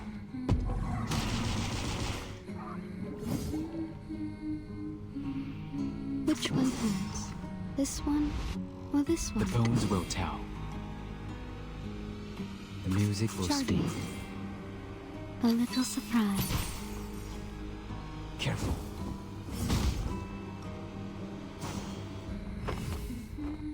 Pardon me.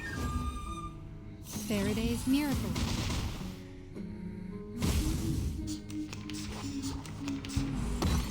Shell damaged.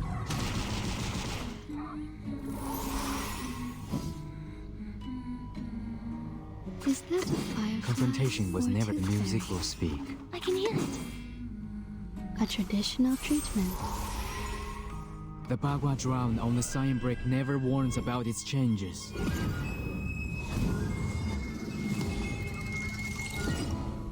Stay away from me. Oh, this villains!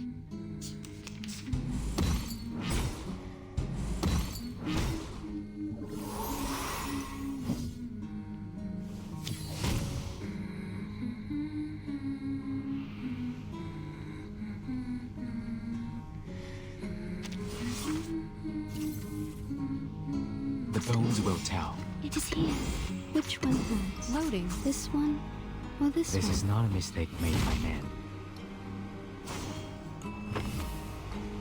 Tu peux la jeter maintenant, la charme d'opère.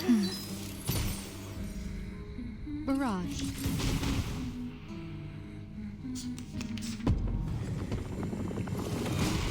Under attack.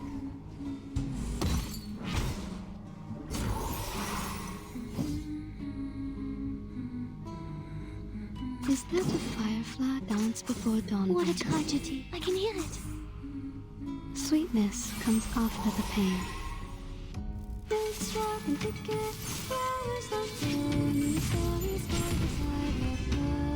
Soffoca il sangue. Soffoca il sangue.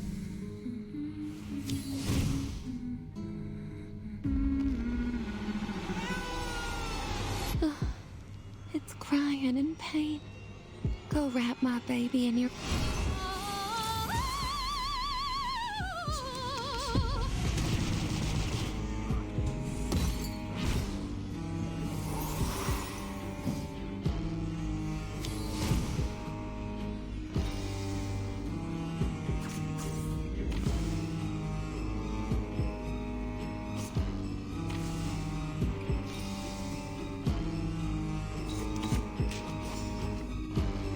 Is that a firefly or a tooth fairy? Charging. The music will speak. This is exactly the honeyed comfort my baby desires most. But it can never be allowed to taste its sweetness. It'll always be dangled just out of reach. How exhilarating. Please, continue. me.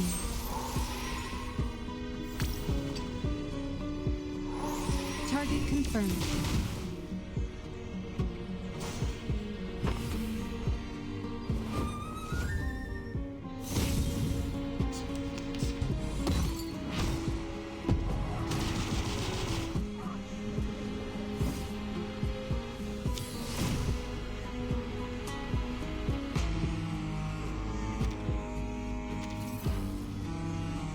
Which one's it is here? This one? Circuits functioning or this properly. one? Charging.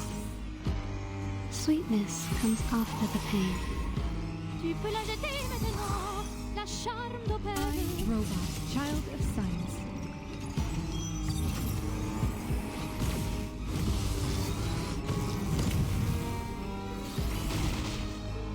Aim and shoot.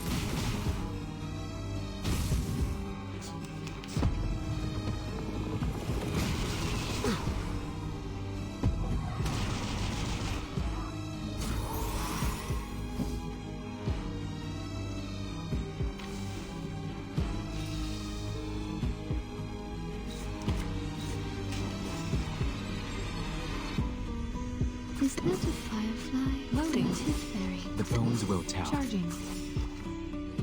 A traditional treatment. The light that illuminates all. Careful.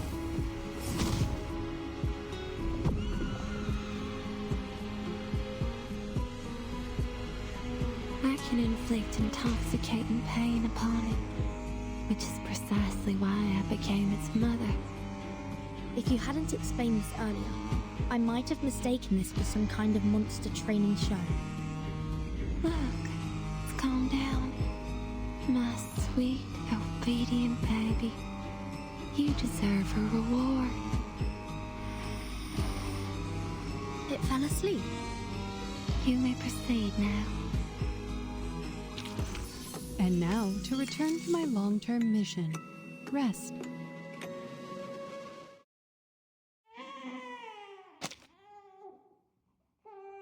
When I found it, it was still called Sweet Home.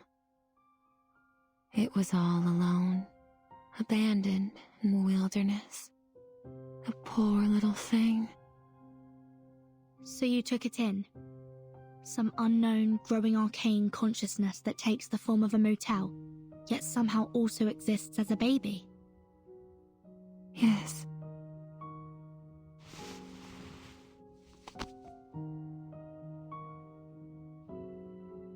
There. But it seriously impacted the lives of the locals. Oh, Miss Verton. They chose to come here of their own volition. I never forced them to stay. But after leaving, some of them went mad or even committed suicide.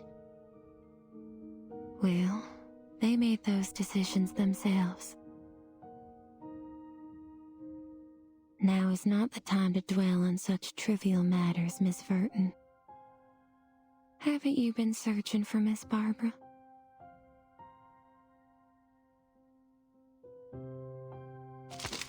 Don't get any bright ideas made.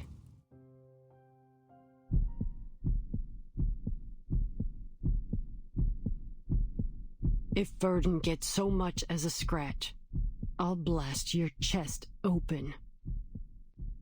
Along with your baby. Go inside, boss. I'll keep an eye on her.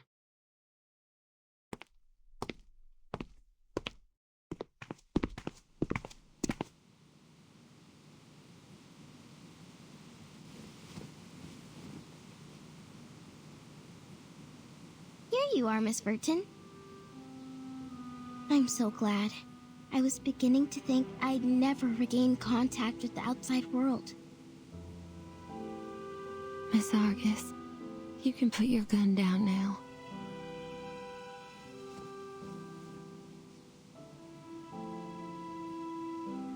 I've shown my utmost sincerity, have I not? Shut your trap. Let's get out of here, Miss Barbara. I don't think it's the wisest choice to have this conversation while we're still inside a living thing. Argus, I need you to keep Tuesday in check until we make it out of here. You ain't gotta tell me twice.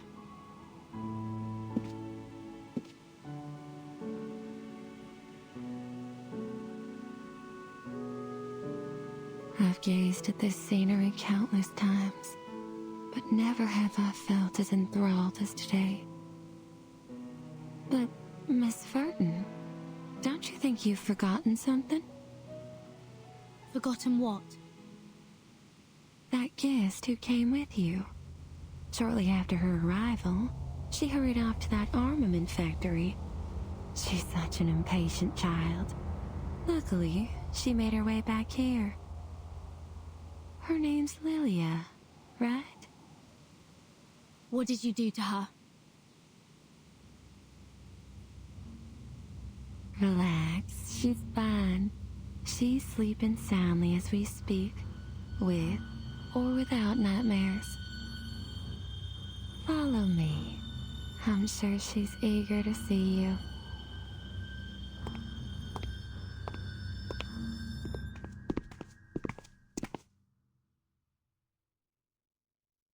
This is the room. Open it.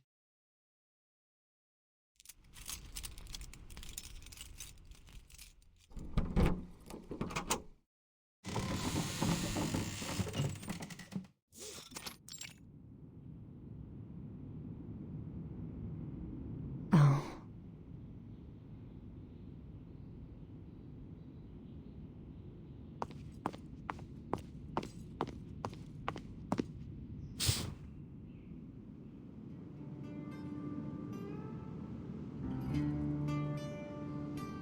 Vertin, there you are. Listen, those Manu scum have already wormed their way into the town. We can't go there. You look terrible. I couldn't sleep at all in that haunted room. Every time I closed my eyes, I saw all kinds of creepy stuff. Can you come down here, Capitan? Talking like this hurts my neck. Okay.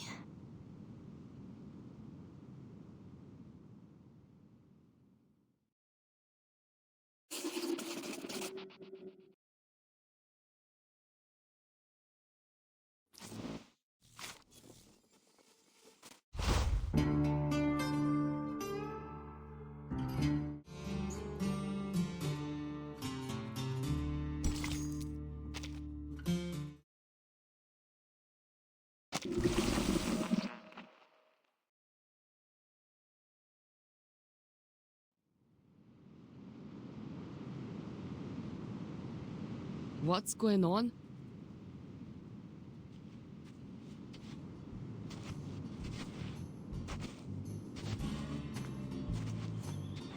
Are you okay, Capitan?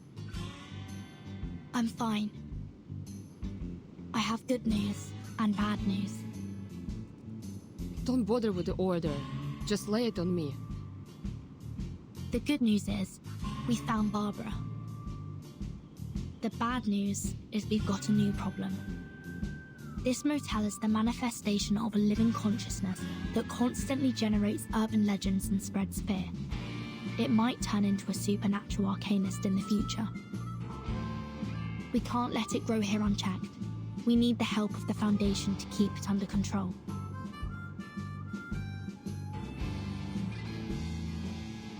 Boss, my job here is done.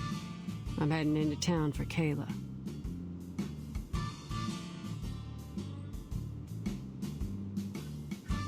Oh, and I promised the young fella that I'd help him find his mother. I've gotta go now. How do I pay your fee? Fee? We're friends, Verdon. I don't need no payment.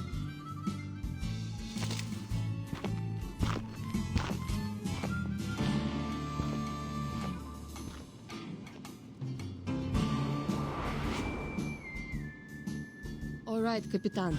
Any progress on finding Erd?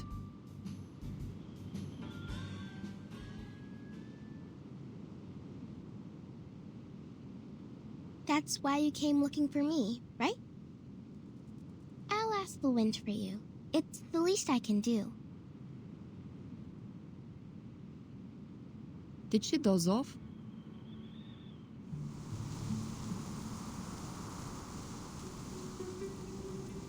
I'm listening. Oh, I heard it. The answer. A distant wind told me that Miss Erd's latest submission came from the Sao Paulo Veterans Residence. The article she submitted was an excellent piece, but Otto doesn't know anything beyond that. Okay. I suppose we'll all have restful sleep and sweet dreams tonight. I've collected the material I needed for the upcoming feature interview. I bet the readers will enjoy it. I'll be sure to include your name on the byline, Miss Tuesday. Me? I don't think I contributed anything. Quite the contrary. You played a significant role. If it weren't for you, I wouldn't have realized my inner fear of losing communication with the world. First-hand experiences like this are invaluable to an editor. Oh, with the way you put it, I almost regret letting you go. I won't be returning. The interview's over.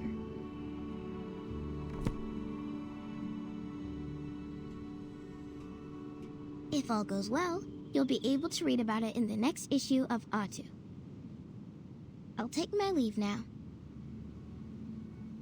Goodbye.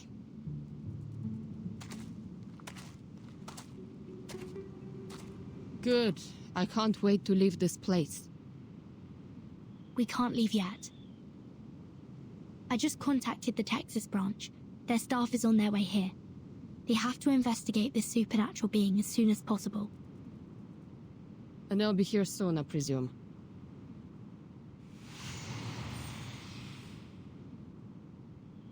I can feel their energy fluctuations of teleportation rituals. It must be them.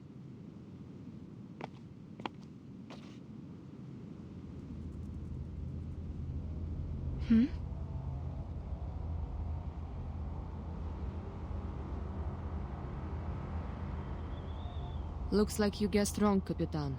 I met her in town. Name's Kayla. Kayla?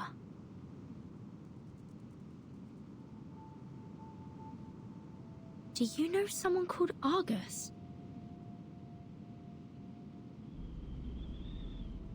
The name doesn't ring a bell. How strange. What kind of parent would name their child after a 100-eyed giant?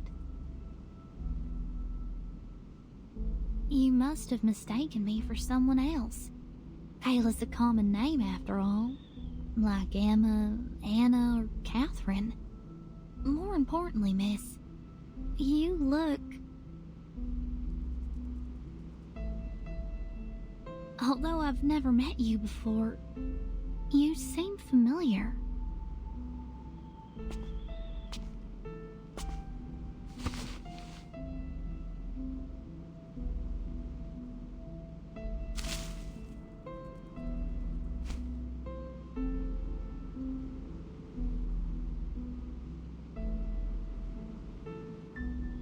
I hope you have a wonderful day.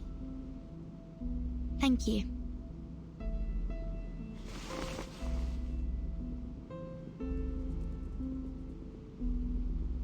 Are you a guest at this motel? What happened here? The St. Pavlov Foundation has taken over. I suggest you find alternative accommodation, given the dangerous incidents that have occurred here. What should I do? All my things are still inside. The Foundation staff will take care of it for you later. You can trust them. Can't I just go and get my things now? I would advise you to wait until the Foundation staff arrive. Oh, I can look after myself. No need to worry about me, miss.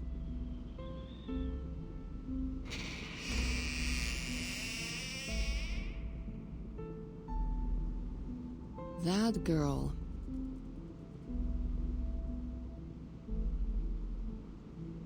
What about her? Never mind.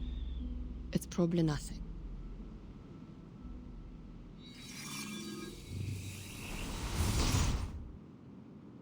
Apologies for our delayed arrival, Miss Burton.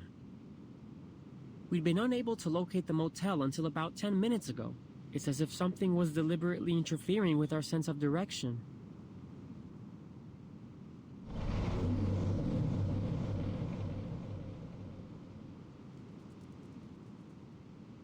Oh.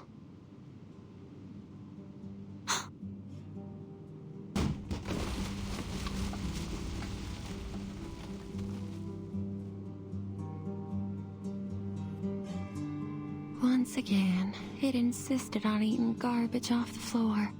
Is every child this stubborn?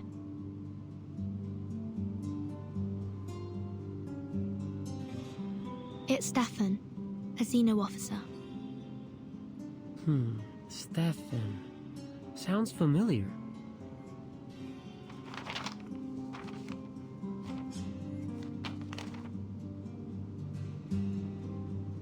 The records show he was a high-ranking Xeno officer who went missing after the vacuum bomb footage leaked. Xeno issued a staggering bounty on him. I guess whatever he did really angered Admiral Igor. Who would have thought he'd be hiding in this little motel in the middle of nowhere? Obviously, luck wasn't on his side. All right, Miss Burton. We'll take over from here.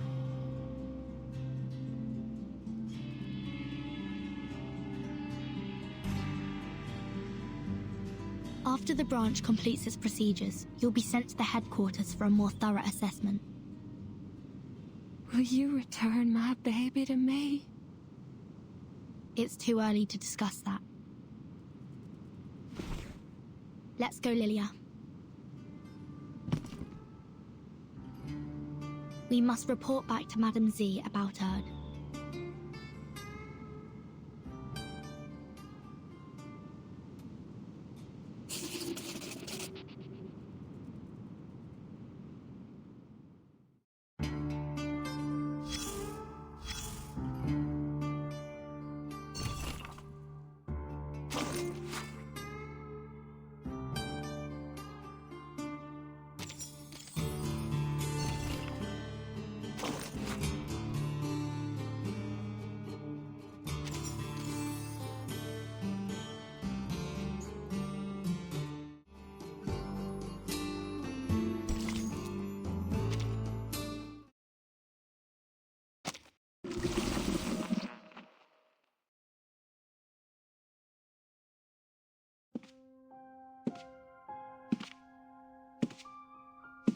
Oh dear.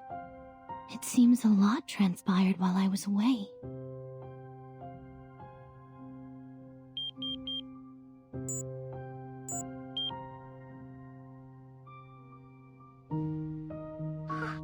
Disgrace! I thought you'd forgotten me!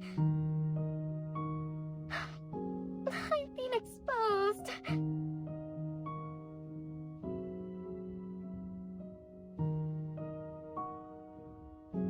Kimberly, care to tell me what happened in this motel?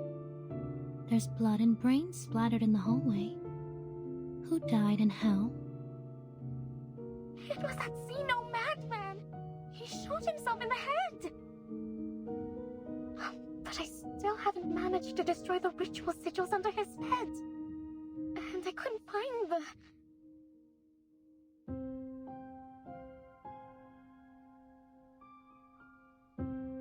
Now that our base of operations has been exposed, we'll have to take away everything related to the ritual and leave. The Foundation's rats will thoroughly search this place soon. The last thing I need right now is to deal with them.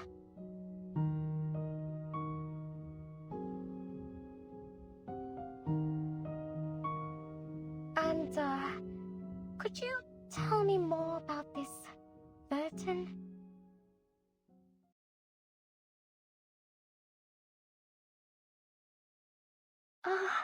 I might have had a slip of the tongue when she confronted me earlier. How good is her memory? fret not, Kimberly. People rarely pay attention to things that don't directly involve them. But I do look forward to seeing her again.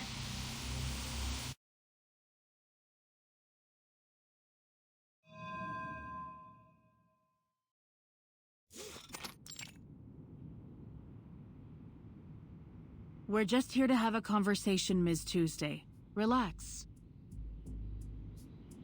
I found it in the wilderness. You mean the motel with arcane powers? Just to confirm, the base form of this arcane consciousness is a heart-shaped fetus, correct? Yes. It's about as intelligent as a one-year-old human, and it lacks the ability to deliberately plan or cause the incidents in the motel. Meanwhile, it sees you as its mother, displaying remarkable trust and dependence on you. Therefore, we believe you were a major contributor to these incidents, or rather, the one who pulled the strings. You may not have acted with evil intent, but your actions have caused many residents in Chisos to suffer mental breakdowns. They were seeking some form of relief from their mental anguish, which provided the perfect opportunity for the Manus to entrench themselves so deeply in this town. Isn't that so, Miss Tuesday? Well, I've never been to that town.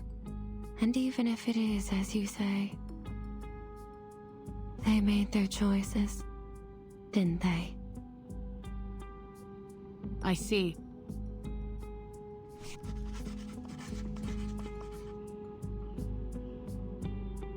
The timekeeper just reported another crucial piece of information to the Foundation.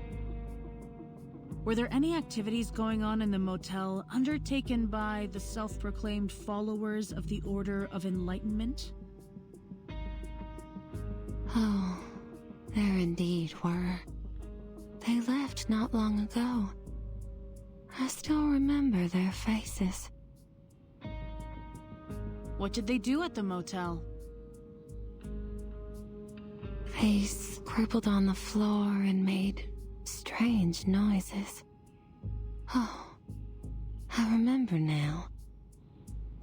Whatever it was they were trying to do, it was a total failure. One poor girl became trapped inside their mirror. She never stopped trying to escape. The mirror would make banging noises all night long. We didn't find anyone trapped in a mirror during our search. Well, that's sad, I suppose.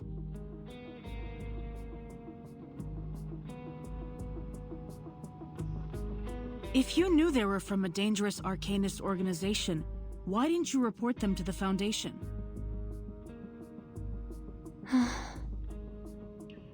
Why would I?